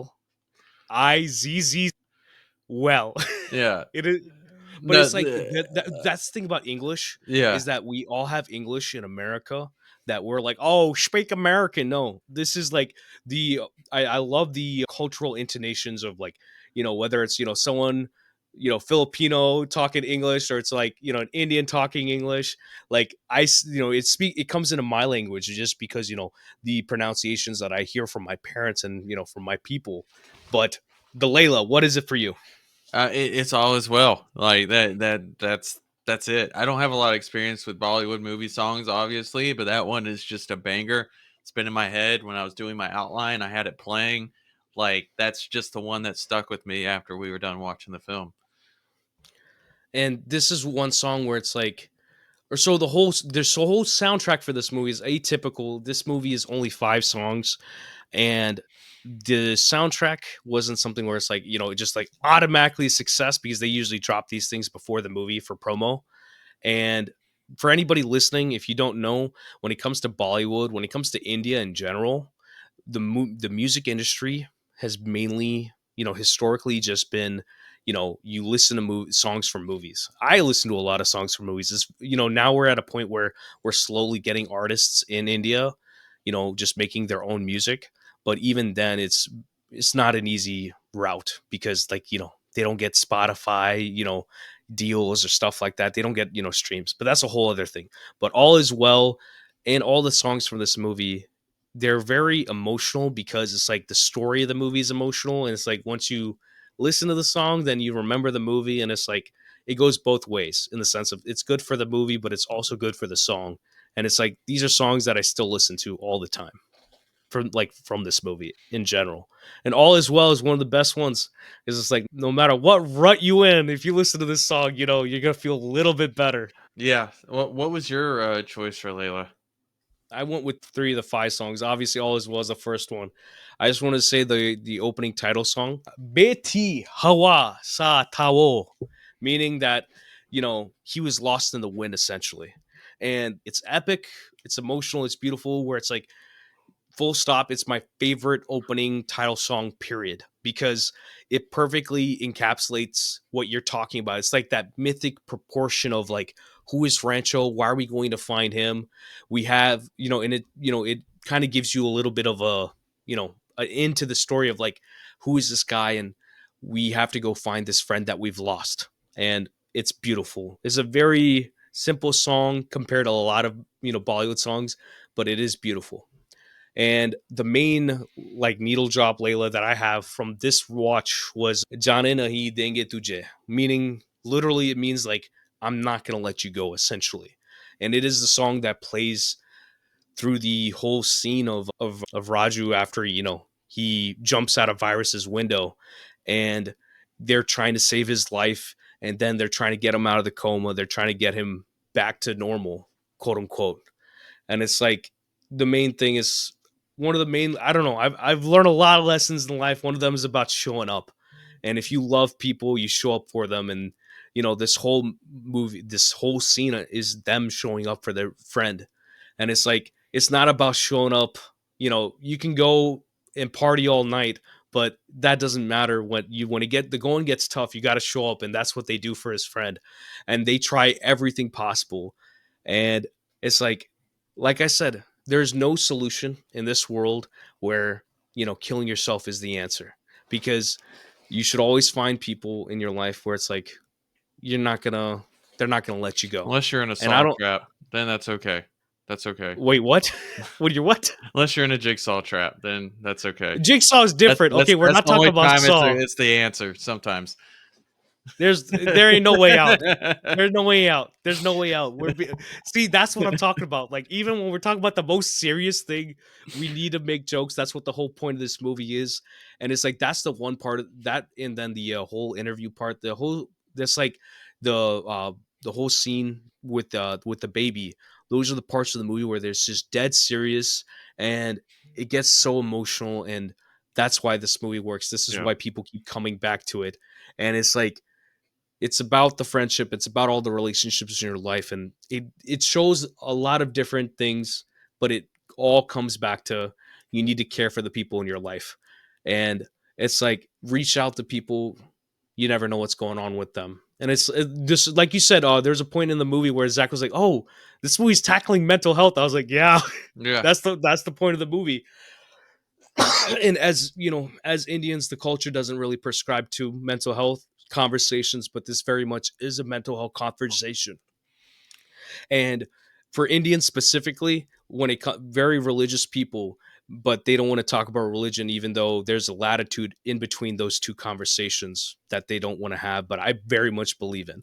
But off of that, Zach, when it came to this movie, everyone is lip syncing. What did you think of it? Because this is your first lip sync movie. Oh, I didn't know that. I mean, I guess it makes sense because doing it live would have been tough, right? No, But no, were no. they I'm not saying actually no, singing not at live. all? No one sings. No one sings. Oh, These are like professional singers. Like, oh, one of the singers on this is like Sonu Nigam. is that This normal? man, that's normal. And it's Okay, like, everyone, these are the art, like all the artists that do that, they know him. Like, that's so if you go on interesting because if you go that. on my Spotify, my number one person is Kishore Kumar, right? Because there's so many different movies that he made songs for, so many different actors. But it's like, I listen to those songs because Well, of him. that's so interesting because compared to like American musicals, it's always like a big deal that the people who are in the movie are actually doing the ones singing. You know, you think of like La Yeah. La Land, Les Mis, Wicked recently. Like it was very so. It's normal for Indian movies that there's a musical scene, which I assume most movies have. It's not normal for the main actors to be doing the singing. No, Okay. you have your playback singers, and then they have the songs recorded, and then they have them on set, and they're just playing them back, and No. you're Okay. miming it. But Interesting. that's the thing. Some of these people, they like, I'm talking about Kishore Kumar. This man's voice is so good to the point where he's like, oh, I'm doing playback for Amitabh Bachchan. If anybody knows Bollywood, one of the biggest actors, he's done a lot of playback for him. But it's like, if he goes to Rajesh Khanna, if he goes to a different actor, then it's a different register in his voice. He might pick it up a little bit. He might come down a little bit. The way he's talking is completely different. And it's like, if he knows him, he plays it. And that's the crazy part about the talent of these playback singers. It's impressive work, but it's like, it's the culture there. It's not like, I feel like if America embraced it, it would actually be pretty interesting. Because it's like, Ryan Gosling can sing, but it's like, I was about to say Coleman Domingo as a joke, but there's some people out here who can't sing, but they're great actors. Like, Harrison Ford can't hey, sing, but Russell I would love Crowe to see can't Harrison. sing, but he was in Les Mis, He made right? it work. He made it work. You But know? that's what I'm saying. Yeah. Like, playback, it's not a bad thing. And it's something Yeah. where if you watch these movies, it is actually fantastic. I'm going to send you some of the stuff. I'm going to send you a lot of these songs where you can just put them on and you'll be like, bro, I don't know what's going on, but this is like the framing. You were talking about the framing and all that. When it comes to the music, at least my favorite like songs, if you go on YouTube for anybody listening, if you go and just type in Bollywood songs, they will just have all the songs on there and you'll see they have 100 million views, billion views, literally billion views, like, because people watch the songs over and over. Some nights when I don't even want to watch a movie, you know how you rewatch scenes, I rewatch songs. Hmm. And I'm just sitting there like, these songs, because some of the visuals are actually quite fantastic nowadays, less so, but like some of these songs, they look awesome. Like All Is Well is probably the best shot song of this movie. Yeah, for And sure. I'll out Zach for real quick. His letterbox review was that, he saw two musicals this year, and this is the better one because the visualization for this song, like the Two colors new of the musicals I haven't seen before. Yeah. the visuals are fantastic for this movie, and it's not, like you said, it's not blowing anybody's minds, but the colors are, they're there. Yeah. It's awesome. But let's get on to the hot, juicy one. Who should have been in this movie? Let's recast a role for this Indian Bollywood movie. I assume we're going American because that's what I did. Because I don't know enough Indian actors If for you this. don't, then I definitely don't. Yeah, I don't have a large knowledge bank of Indian actors, and some of the actors that I probably would have thought were Indian end up not actually being from India. So instead of me just trying to figure it out and then accidentally just being really racist with it, I'm just going to do an American version of it. Accidentally, I thought you were actually racist. But not against Indians. Oh, okay. Understood. It's like what? Bro, What you is about to it? get canceled? What is it? The Austin Powers 3, where he's like, I have no tolerance for people who are intolerant and the Dutch. Just the Dutch. Okay, so I went ahead and I recasted most of the main cast here. I know I usually only do one person, but I went all the way through. Okay, so my version of Rancho would be Tony Revolori from Grand Budapest Hotel and the Spider-Man movies, the new Spider-Man movies. I think he I think he's underutilized actually in a lot of his more recent work, and I think he could Yeah. do pretty good of doing that role. They don't For give him enough credit. He was good in that. He was good in Dope. yeah, He's good in so Spider-Man. He's one of the best parts of Spider-Man, I honestly. I think he has a lot more to him, and he just isn't getting roles for some reason. So I think he would do a good job as the lead. Anyways, I'm showing the camera my skin color because yeah. brown people. Well, Literally, Mina Masood, the man who played Aladdin, can't find roles. Man led $1 billion movie, and they won't cast him and stuff. How does that work, so for Raju, put R.J. Clyer as the cast. bro? You would remember RJ, him from RJ, the Power Rangers, the 2017 one, and also Me Me Earl, Earl and the Dying Girl. Harder He's They a Fall. really, really He's so good in Harder They interesting. Fall. Yeah, he's really interesting actor. He can actually play characters who are a little bit more odd, which is what Yeah. Raju is. And I think he'd be an interesting version of Raju. For Farhan, I just let a little country twang out there. A little for Farhan. He's probably too famous to be a side character at this point, but Will Poulter from We're the Millers, Detroit, Guardians of the Galaxy 3. He still can actually pull back probably the young college kid look still. He probably has to get a little Bro, less if buff, Amir Khan was but yeah. 44, Yeah. Well, because then I didn't know that before, so I was trying to keep everybody younger. But yeah, Will Poulter would be able to do it. Okay. So for Virus, I would go with bro, here we go. Himesh Patel. You know him from Bro, Station bro, 11. why you think he could do that? I think he could do it. I think he would be a little 'Cause he younger than just what had the Virus is, but he has that in Station 11. He plays this kind of a lot of his character is kind of a pissy, irritated guy, yeah, and it would be. I think he could do a version of Virus with that same energy, even if he's a bit younger than what the character is. because he's funny and It's funny, dude. in Tenet. Yeah, He's Yesterday, he has the vibes, and I do love his work. So I think he at could least we got do. one brown Yeah, boy. yeah, and yeah, I can't just only do white people in the movie. Well, no, I actually am not. I'm actually pat myself on the back, I guess, for diversity. So I would do Silencer, the little annoying guy who's chasing them half the movie. I would replace him with Christopher Mintz-Platz, who's McLovin in Superbad. I Yes, told you sir. immediately when we started watching that I was like, this guy reminds me so much of McLovin from Superbad. The whole energy, the whole like just irrational confidence, and just being like this kind of annoying guy. So that makes sense to me. And then the final recast for Pia, I would go with Janelle Monáe. You know her as she's Oh, a popular singer, but she's also oh, was in Hidden Figures okay. and Knives Out. I think her as that She's in loving, Moonlight. yeah, She's she would be a really interesting, stunning woman. yeah, interesting love interest, and she actually can sing out of all these people that I have on here. She's probably the only one. So that's my total American quote unquote, American Hollywood, I would say, recast of this movie. What do you got going on? So I Okay, so it was a bit hard. I went really wonky with mine. Okay. I didn't recast Chatur. I didn't recast Silencer, even though it probably should have.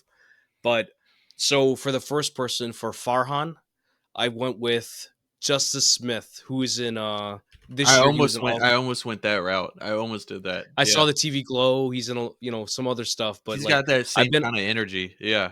yeah, he's always been interesting, and he has the big budget stuff he's done, but all of his like coming of age movies and all that sort of stuff he does is always what always kept me like compelled within him. So I do love him. He's a pretty unique actor, and I actually think he's going to age pretty well. I think Oh yeah, he's too young looking still, so he keeps getting a lot of younger parts. But I think once he starts to get a little bit older and can grow out of those, I think he's going to be a very interesting actor. He has a very interesting presence in his movies. 100%. And so that's one down. Second one, I would do what's his name? So the other person that I went with for Farhan, wait, I said Farhan or no? So Mm. for Raju, Yeah. the one I went with was Dominic Sessa. This might be some holdovers bias, Oh but yeah, yeah, I just rewatched Holdovers and I was like, oh, he could definitely do this. He hasn't had a lot of time to flex anything yet, but he would be really exciting in that sort of role where it's like he's not the lead, but he can pack the juice in where he needs yeah, to. And I had to go with Mike Faced for Rancho. yeah. I feel like he's one of the few young actors we've got. You said Will Poulter. I don't know if he could do it, but I No think Mike Rancho. Faced No, has no. I got had it. Tony Revolori for Rancho. Oh yeah, Revelori is great. I almost went Tom Holland and kind of the same idea what you're thinking of. I just wasn't sure if he could pull off if he's almost I too movie starish to be able to pull it off. it's the okay, so he has the boyish charm, Yeah. but I think he could pull it off. Him That's the and thing. The Mike can both boyish pull it off. charm is part of it. It's why I did Tony Yeah, Revolori. It's why I think Mike Feist works for you. There is a yeah, boyish charm, even though he's 44 or whatever you said when he made this. Just boyish charm to his performance. yeah. No, he could juice that. Nah, Yeah. I would love Tom Holland in that. Actually, he'd actually be really good in that. But Mike, he's got the drama part of it. But Yeah. I think this would just be a purely fun role for him. Oh yeah. And seeing him in Challengers this year and the sort of relationship that he's pulling off, even with the serious and with the not comedy, but some of the more romance moments, it's so good. Uh so Pia, real quick, Zooby Dooby vibes. Elle Fanning. I almost picked her too. I almost Elle, picked Elle for the because I role. was like, Yeah. Dakota has my heart, but Yeah. Elle is the one who would fit into this role perfectly. She's Just like yeah. slide her in, she's She's perfect for it. playing the love interest in the recent Bob Dylan movie that just came out. Oh yeah. But for her, it's the same thing where it's like coming of age sort of story. There's a movie that her and Justice Smith made. I think it's like something like All the Bright Places. That's a Yeah. good movie. Not crazy good, but really good. But she's good in those roles where it's like, and Super 8, pull it back to Super 8, where she's like kind of the girl next door Yeah. and that sort of vibe. Like Rajkumar Hirani, he does that in his movies a bit, where it's like it's kind of the girl next door, and this would fall in perfectly for her. So I couldn't think of anybody for Virus. Hmm. The name I have written down was just off the cuff. This is the one person where I'm like, he would have been perfect for this role. There's no one else that picks up this energy. Robin Williams. Robin Williams is almost too inspiring though. Like I don't know if you could No, no, I don't no, know if you no. could like Comedy hate vibes. him. You Comedy can't. vibe. No, for the He can do comedy, serious. but He can do it's the his serious. he's too much of his Dead Poet Society character. No, no, no, no, no, That's no, going to be no. the problem. He had it in him. He had it in him to do it, man. I'm telling you. He can pull the serious. And he would have pulled the serious and then slowly like he can do the comedy stuff too. Cuz it would have been a Stooges performance from him. He could have done it. You know, Cuz it's either him or like John Lithgow. well, in I my was about head. to say like Lewis Black, maybe. You know, like someone in that vein, No, someone who Lewis can Black blow is up. no. Lewis Black is too on the head because Yeah, Lewis Black actually would be perfect, but like the outburst is like we already know him for it. yeah, And what Bomani Rani did, which he does with all the movies that he does with Rajkumar Hirani, is that he always surprises.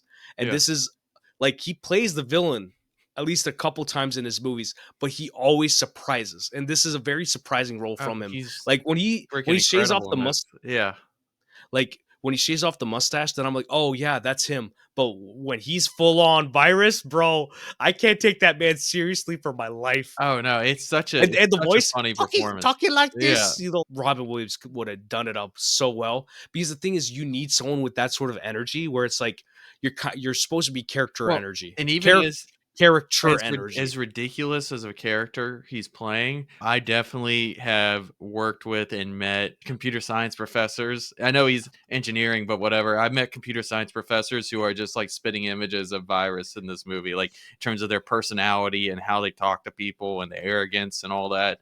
I'm Um, not surprised. it's But not. that's the thing. There's He's something hitting real a here. very Yeah, yeah, there's a very specific vein that he's tapping into where yeah, you're just like, "Oh, this flows," because it's like you've seen this before. yeah, And it's like you need the villain. That's the thing. He's the villain of the movie, but by the end of the movie, you have to make sure that he's not the villain anymore.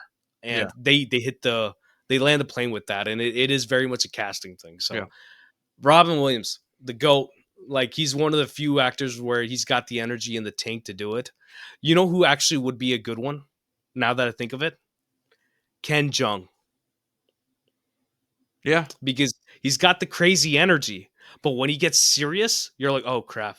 Because I don't know, you haven't seen him as Ben Chang, but you've seen him in The Hangover, among other things, Yeah, and that's yeah. he has the seriousness, but he also has that crazy energy, and he's kind of a character, like character in and of himself. So he would actually be great as Virus You if we know had to go with a modern, like living person.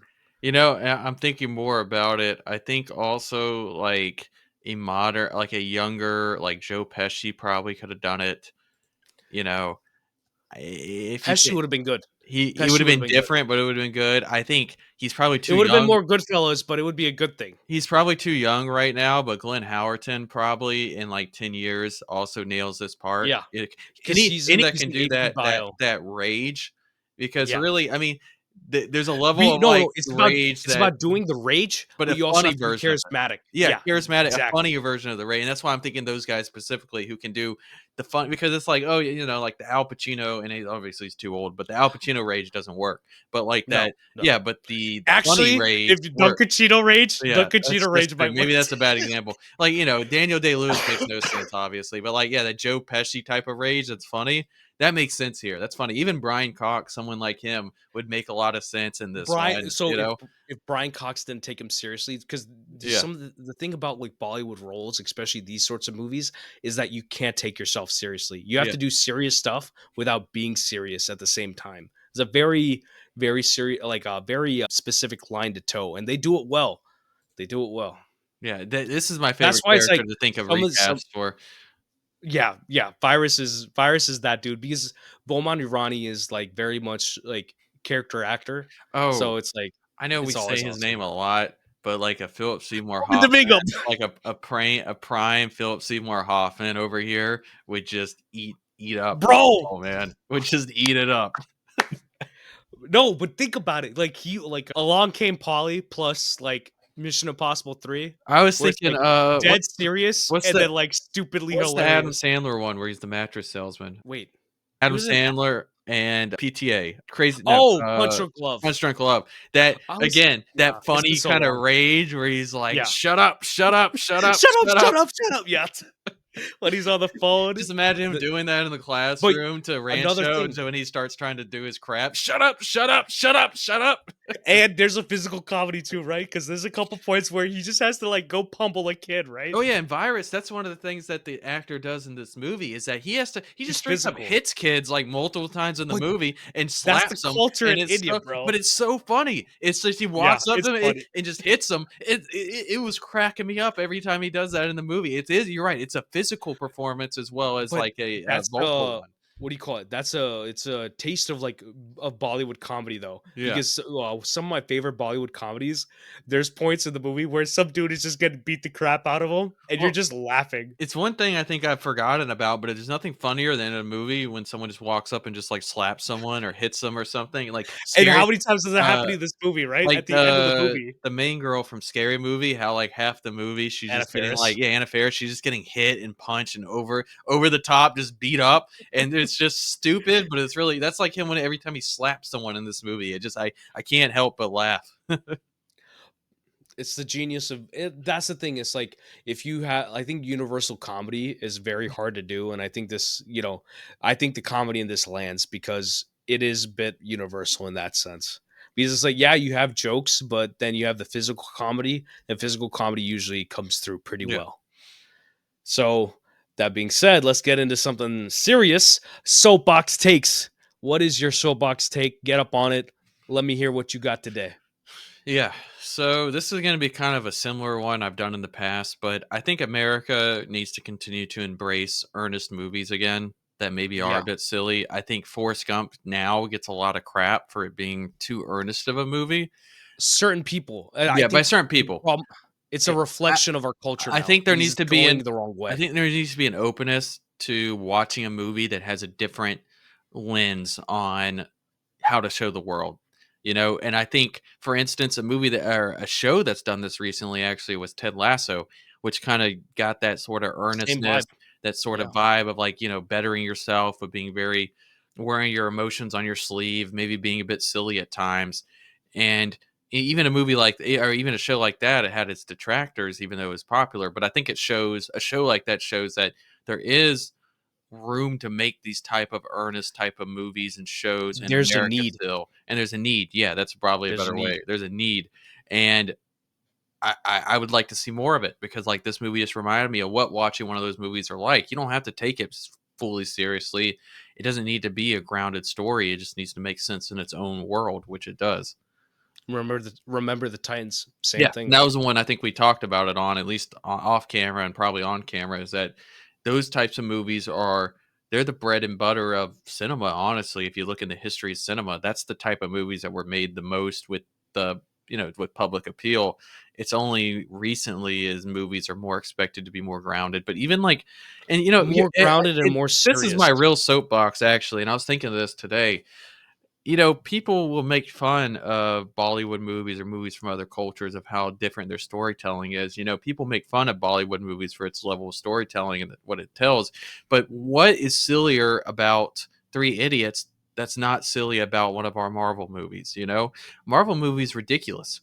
It's a ridiculous movie. Like what the plot and every day just because it's based on comic books Yep. doesn't make it not ridiculous.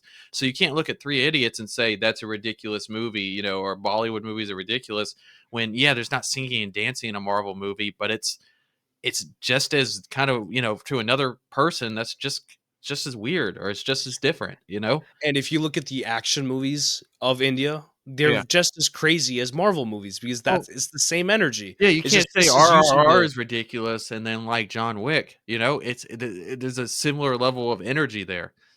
100%. And I love both. Yeah. I No, love and I'm I not love the saying crap out yeah, of both. I enjoy both, like, but that's kinda just yeah, I think it's a you I it just in general, I see people go into movies so often with closed minds with saying, "This okay, it didn't do this, so I don't like it. It's not what I Yeah. expected, so I don't like it." I think it's better to always go into a movie and try to say, "What is the director trying to do here?" Try to not bring your own interpretation into it ahead of time, but to go in with the open mind and say, "Okay, what is the director of Three Idiots trying to do here?"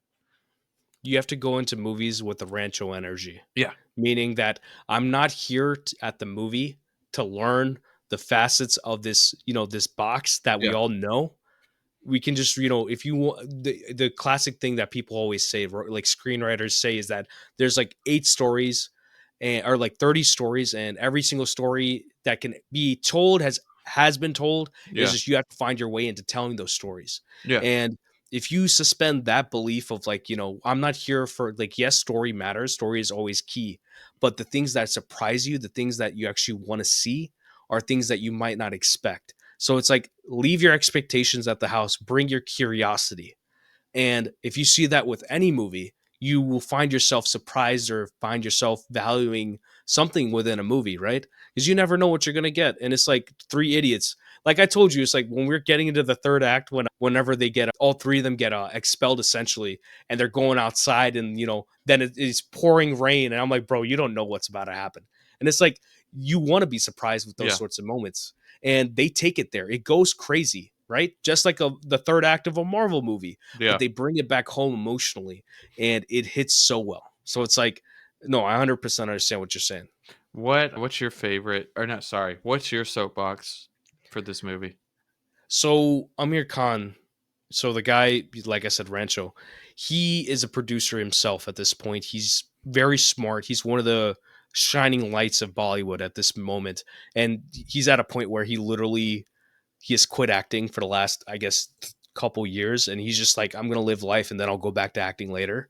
And his wife, his ex-wife, Kiran Rao, like we were just talking about before, Lapata Ladies, it's on Netflix. She just directed a movie, a great one of the best movies from India this year. And it's a very specific movie she made, but he also made one recently called Lal Chadda Singh, which you don't know the name, but that is the remake that he made, and he stars in as Forrest Gump. Zach, they've remade Forrest Gump for India in that lens, and it works. It's not as great as Forrest Gump by any means, but it is not. It's not a bad movie, and So it's like if you're, are they running but through parts of Indian history with that Forrest yeah, Gump? Like, is it yeah, yeah, like and he's what sitting era? What era are we talking about here? or same thing as whatever Forrest Gump, Does he get to but meet it's like Gandhi in it? you got to watch the movie to figure that out. You got to watch the movie to figure that out. Is it Ben Kingsley? Is he in it? No, no, no, no, no, no. They weren't that good. They actually have Shah Rukh Khan as a, what do you call it? As a cameo, and That's he's pretty. supposed. It's like the '90s, and it's like Shah Rukh Khan is like one of the biggest actors, and he has this Yeah, pose that he does with his hands, and it's like, oh, the pose comes from this guy. Like yeah, he's just like around on a roof with him, and then like he just does this, so the kid copies him, and then that kid becomes like the biggest star in Bollywood right now yeah. somehow. That's But funny. my whole point is that yeah, they did Forrest Gump again. They made Lal Chida sing. Even Kareena Kapoor, the girl that plays Pia, she's Yeah. in the movie as Robin Wright's character. Oh, that's So cool. the movie is good. It's not great because it doesn't obviously compare to Forrest Gump. But the thing is that I think that Amir Khan already made his Forrest Gump with Three Idiots because the energy that you want about Forrest Gump is what Three Idiots is. It's that earnest energy, and it's That like it's the Spielbergian energy. Zemeckis energy. It and it's like it's a heartfelt, emotional Yeah, thing, but it's not like it's not going over the top, but it's also not going over preachy because some of these movies, then you just turn into like a God's Not Dead, right? yeah. And it's like, what is your intention with the movie? Are you trying to make a good movie in the first place? Or are you trying to do something else? And it's like Rajkumar Hirani, he hit the mark with Three Idiots, and I Yeah. think for me, it might be better than Forrest Gump. And I love Forrest Gump, right? We live in a place where it's blasphemous to say otherwise, Yeah. but like seriously, like it is that level of emotion to me where it's like, oh, like you tell this grand epic story, but it's like it ultimately comes back to just the story about, one person or three people, and it's a beautiful story. And Yeah. I think Amir Khan should make more stories like that. I think he always makes emotional stories. He's definitely Dungle, which you haven't heard of. It's a movie where he plays a dad to three female wrestlers and to his daughters, and that movie was like one of the biggest movies that year. Like it outgrossed Guardians of the Galaxy 2 in China. Like it was a big hit, and he makes compelling movies. It's just they should let him keep making these movies because I think he's gonna hit the sauce again at some point. And I'm glad that he made Three Idiots because this movie is, it is top class for me as to like, the cinema that we need to have out there. Like you said, we need more movies like this. Well, we should go into the next category and talk a little. I think it's relevant to what you're talking about, Amir Khan and his relevance to Indian society, but also that he's never been recognized at an American award. In 2000, so this is a whole thing where it's like India submits movies. So every single country in the world gets to submit a movie to the Academy Awards for Best International Feature. We talked about it a bit with RRR, where they didn't submit that movie. They submit a different movie that was from like my side of India. It's a Gujarati movie. And the thing is that India, you can't put India in a box. India is not just one type of movie. It is these brazen, over bloated, big blockbuster type movies, but it's also the smaller pieces of cinema that come from all across the country, intimate stories, very much art house independent movies. And it feels like there's too much of a divide. So Yeah, they didn't even submit this movie the year that No, it came out. that's what I was gonna say for the Oscars. I didn't get submitted into the Oscars, and I don't see it winning an American award for any other type of American ceremony. So with this, I think the year was 2000. There's a movie, or excuse me, 2001. There's a movie called Lagan, where it's about a village. It's it's a movie about cricket. It's a sports movie, but it's also a movie about this village. It's a love movie. It's a romance. It's like I told you, it's a lot of things in one, but it's fundamentally a movie that's Indian versus British. And the movie, I think Lagan is, I think it's like 3 hours and 42 minutes. It's a long movie. Was it 233 minutes? It's a long movie. And Amir Khan right now, he's been out on press talking about this whole situation because the movie that was submitted this year to the Oscars is his wife's movie. It's a movie that he's a producer on, Lapata Ladies. so And go did ahead. did you already say the one that was nominated in its place? No, I didn't. What was nominated in his It place? looks like it was. I can't tell. So the way the Wikipedia article has it, let me make sure I get it Oh, right. the movie. Okay, the Yeah, it movie that was. I got had. it. Let me say the name. I got you. Okay. The name of the movie is Harish Chandra Achi's Factory, Yep. and it's essentially just a biopic, right? Yeah, I'm bringing it up. It looks like it's a biopic of. Can't say the guy's name, but it's a biopic. Yeah. Yeah, and the movie's about Dada Saib Falk, It didn't get and selected as a nominee for best foreign film that year, but it was so. India's submission. But the thing about Falk, like Dada Saib, was that he's like essentially the father of Indian cinema, right? So it's like you're making a movie, not like Babylon, much cleaner, but that Yeah. sort of movie where it's like a biopic, and it's like it's supposed to be something that they think that the Oscars are going to play to, and it didn't play to them, obviously, compared to whatever else was there. And Amir Khan is one of the few people and the other producer on this movie where they have their movies always in the cut or being submitted because he is a big name. Like Amir Khan is a very big name. The movie in 2008 that was actually submitted, Tara Zamipur, which is like Stars on Earth. That's the whatever the comparison. Very much same thing. Very small movie, very intimate story about a kid who he has a very like big inner life. Like I think I don't know if he's autistic, but he has some sort of there's something about him in the movie. And Amir Khan directed the movie, and he also stars in it. He plays a teacher in the movie. He's essentially doing his Robin Williams in that movie. And he's like, and the whole point of the movie is that like, not all of our kids are the same and we should love them. And Lagan was the only one where it's like it actually got nominated for an Oscar. And I don't think a movie's been nominated for a Oscar from India since 2001, but before that it was 1988. And maybe in before that, bro, it was 1957. So it's like I think it's a different thing where it's like it's a problem of what movie is India submitting, but it's also a problem of like are the Americans watching it? And that's not The unique Academy to members. India either, is It's that, like, it's everywhere. It's France has everywhere. that issue where Portrait of a Lady on Fire didn't even get not it wasn't even their submission when it And it was a very political and thing. I and told you it was the Parasite about this year, year. so probably was never gonna win anyways, but at least it would have been a contender, instead, you It guys was a contender. and this happens a lot. RRR, like you said, was an India's submission 2 years ago when that probably would have won Best Foreign Film if not been, like, a really, really strong contender. So And it's it doesn't mean the other movie that was chosen was bad, no. but it's just, it's showing what the political agenda is essentially because it is a There political there there agenda is agenda there and for bias. every single country is a political agenda. Yeah, It's not just India. Japan has the same issue. It's just they're fortunate that Miyazaki is usually the when they have to when he puts Yeah, one out, they can just go with that and they usually pick the right choice. But they have the same issue. Every country has the same issue. yeah. Yeah, we But don't I have to will. go more into it, but yeah. You don't know about this, but India does have awards within them, and one of the movies, one of the big ones is the Filmfare Awards, and that's like the populist one. That one keeps coming up. Yeah. So Filmfare, this movie won best film, best director, best actor. Lost to Amitabh Bachchan. He's like one of the biggest actors of all time. He was playing. So his son is playing his father, and he's playing like a disabled kid, and it was a whole like it was one of those like darkest hour situations where he won that. Bomani Rani won as Virus Pro. Big win, big win. Good. None of the lyricism, none of the songs were nominated. Music director wasn't nominated, and lyricism wasn't even nominated for this.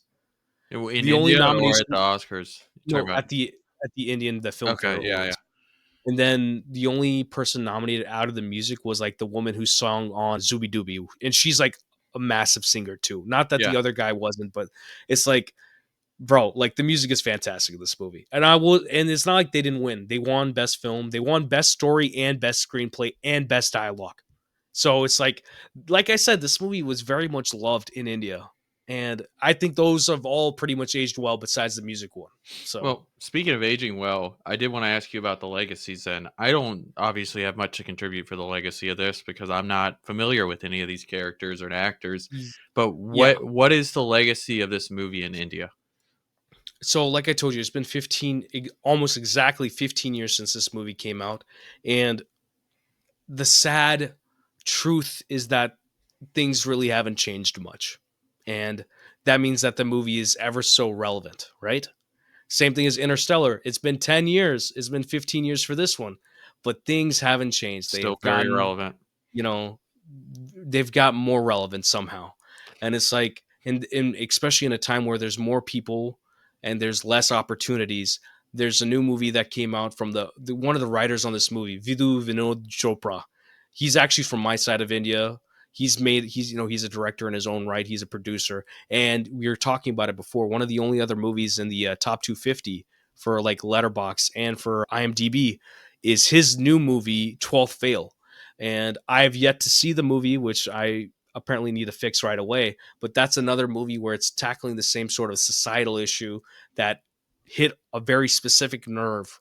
And those are the sorts of stories that we need to have. And this movie will always be that, sadly. But it's this movie, I like it. I love this movie. And it's everyone in this movie who plays Farhan. He's a director now. He made a movie called Nambi, where he's in the movie. He's playing a NASA engineer, and it's a whole like science, it's like almost like a feel good story about about the rockets and all this stuff in India. It was actually pretty awesome. Amir Khan, like I said, man's on top still. Like no matter what he does, the man is always trying to do something compelling artistically, and that's behind the camera and in front of the camera. And I just, he is one of the people where it's like, oh, you have him in your movie. If he actually does something, he's going to take the time and care for what you're doing.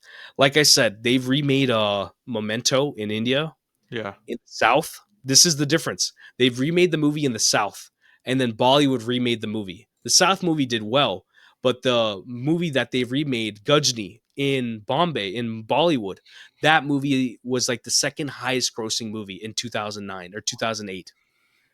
So it's like, and he's the one who started it. He shaved off his head. He Yeah. had all these tattoos. Like there's a different, vibe to it. And I've told you this. My Yeah. dad likes that movie more than Memento. I Okay, we, just to say, but it is I just might true. have to watch it at some point just as a interesting comparison because I do love I'm Memento. because it's an interesting comparison, but it's not as good as it. I Yeah. will say that because there's a novelty to the way that Nolan edits the movie and all that stuff, and then this one it's kind of there, but it's kind of not because it's Yeah. like the story propulsion is a lot more forward because Indian cinema is a lot more forward when it comes to like the mainstream stuff.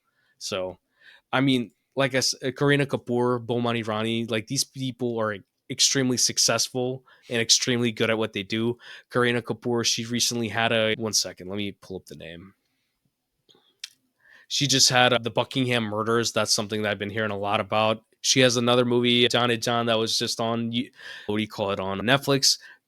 Incredible. These people are incredibly successful because some of them are. She is a nepo baby, and that's just kind of the culture there. So it's like I don't know. Like last person I want to talk about for legacies is Rajkumar Hirani though, because all of his movies, like the man takes his time when he makes movies, just like Nolan.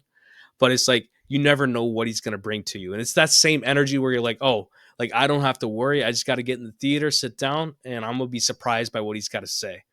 I will say his newest movie, the whole movie's about immigration, and it hits the note, it lands the plane, but it's like it's a little here and there. But I love his work. Who's the MVP for this movie? Yeah. Who put the team on their back for your opinion? That if they weren't there, then this enterprise would not be the same. Who is it for you? It's a tough one because as much as I would be inclined to give it to the director for this movie, I want to use this category as an opportunity to give it to Bowman Irani, who plays Yeah. Virus. Um, he is the funniest character in a really funny movie with a lot of funny characters to me, mustache and all. The over the top, very irritated kind of jerk of a teacher routine.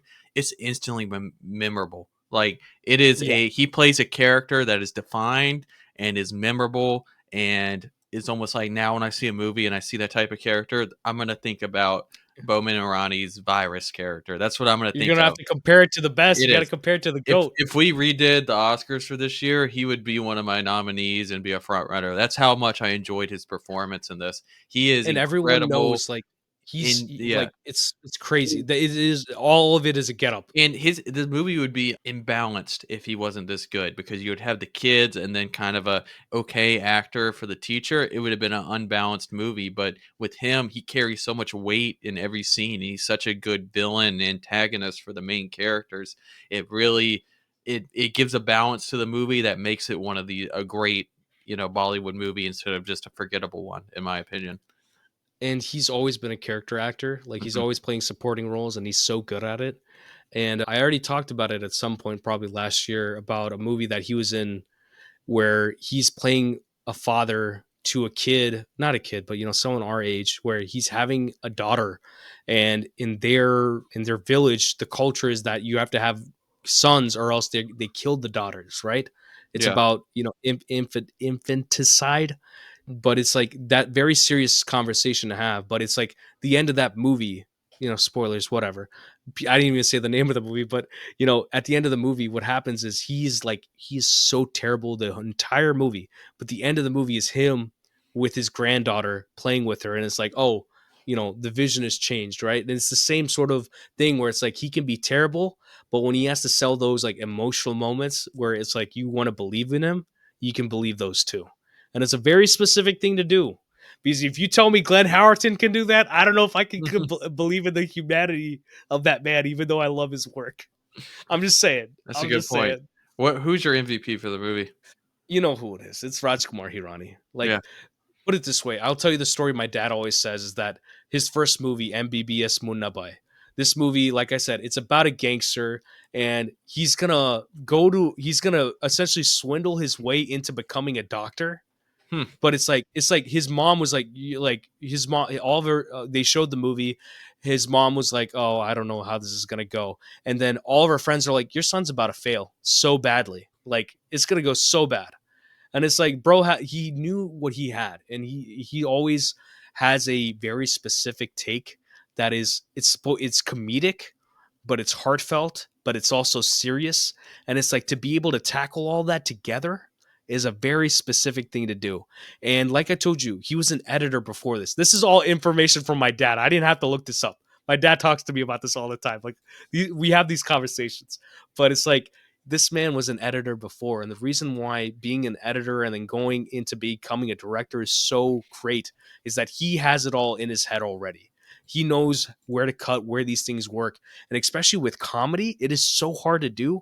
And there's so many points in this movie where it is fantastic. You know that shot that it's you're talking about Silencer at the end of the movie when they get to Shimla and he's doing the pee thing, and there's that like snorri cam shot of him. It's just like, oh, it's like one of those memes of like Mr. Krabs, Yeah, yeah. like passing out. But It's it's like, so that shot is so freaking funny and bizarre, man. but you see, he like slows it down a Mhm. little bit. He like amps up the Yeah, sound and all that. It's like you see the prowess of this guy. Like, oh, he knows exactly how to pull the strings, and it's like he's one of my favorite string pullers out there. yeah. Like he's like we're the spaghetti and he's the fork and he's just Mm. tuning us and he's about to just eat us. Like he like that's the movie. And I love Rajkumar Hirani.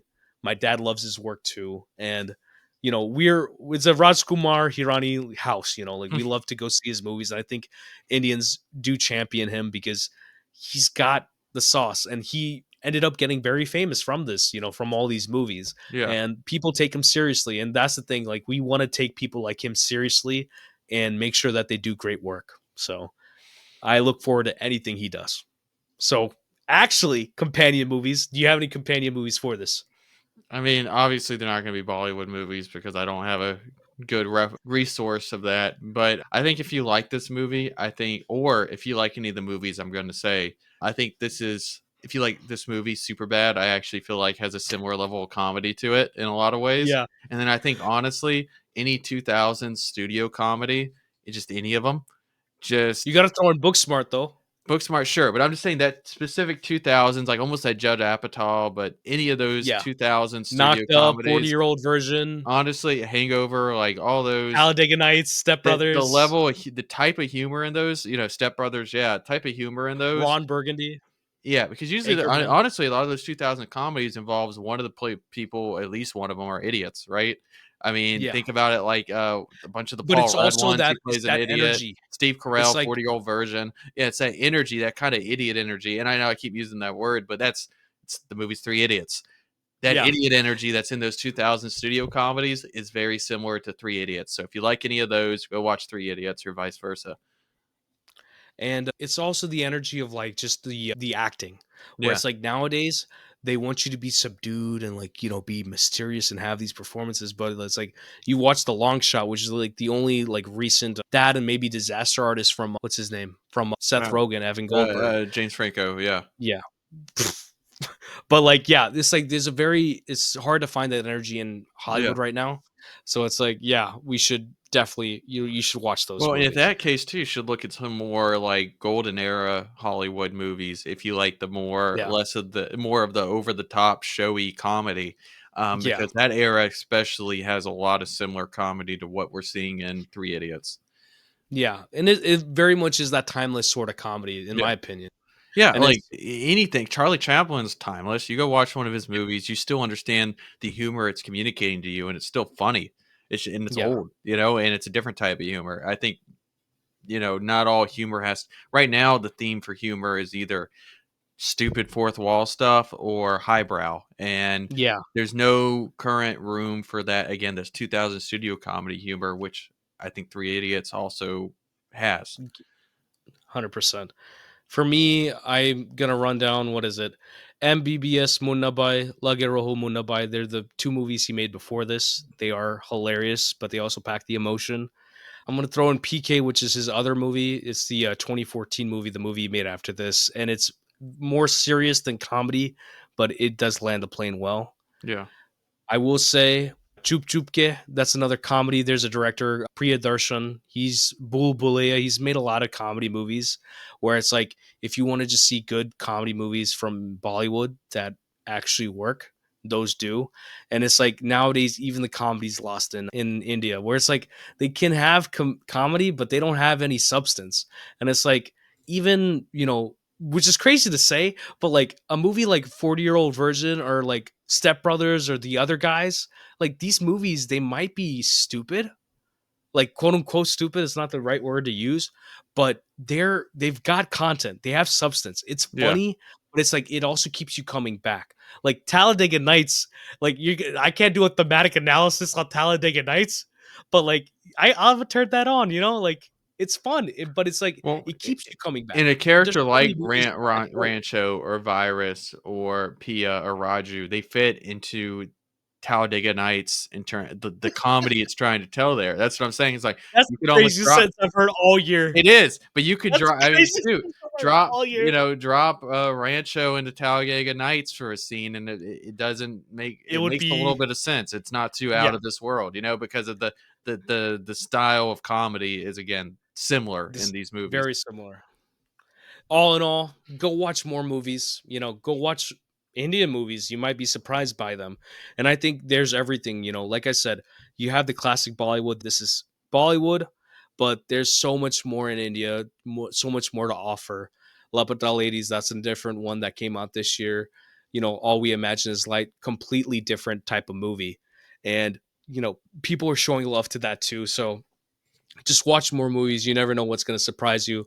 And it's like we live in a time where we might not get as many great new movies, but these, you can always go back. There's such a catalog across the world where movies will really surprise you.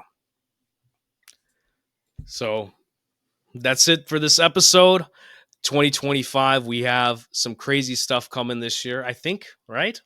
We Yeah. have some great stuff coming this We year. did. There's a lot of movies we were worried about doing in our first year as we were trying to get accustomed to doing this that we're finally pulling the trigger on.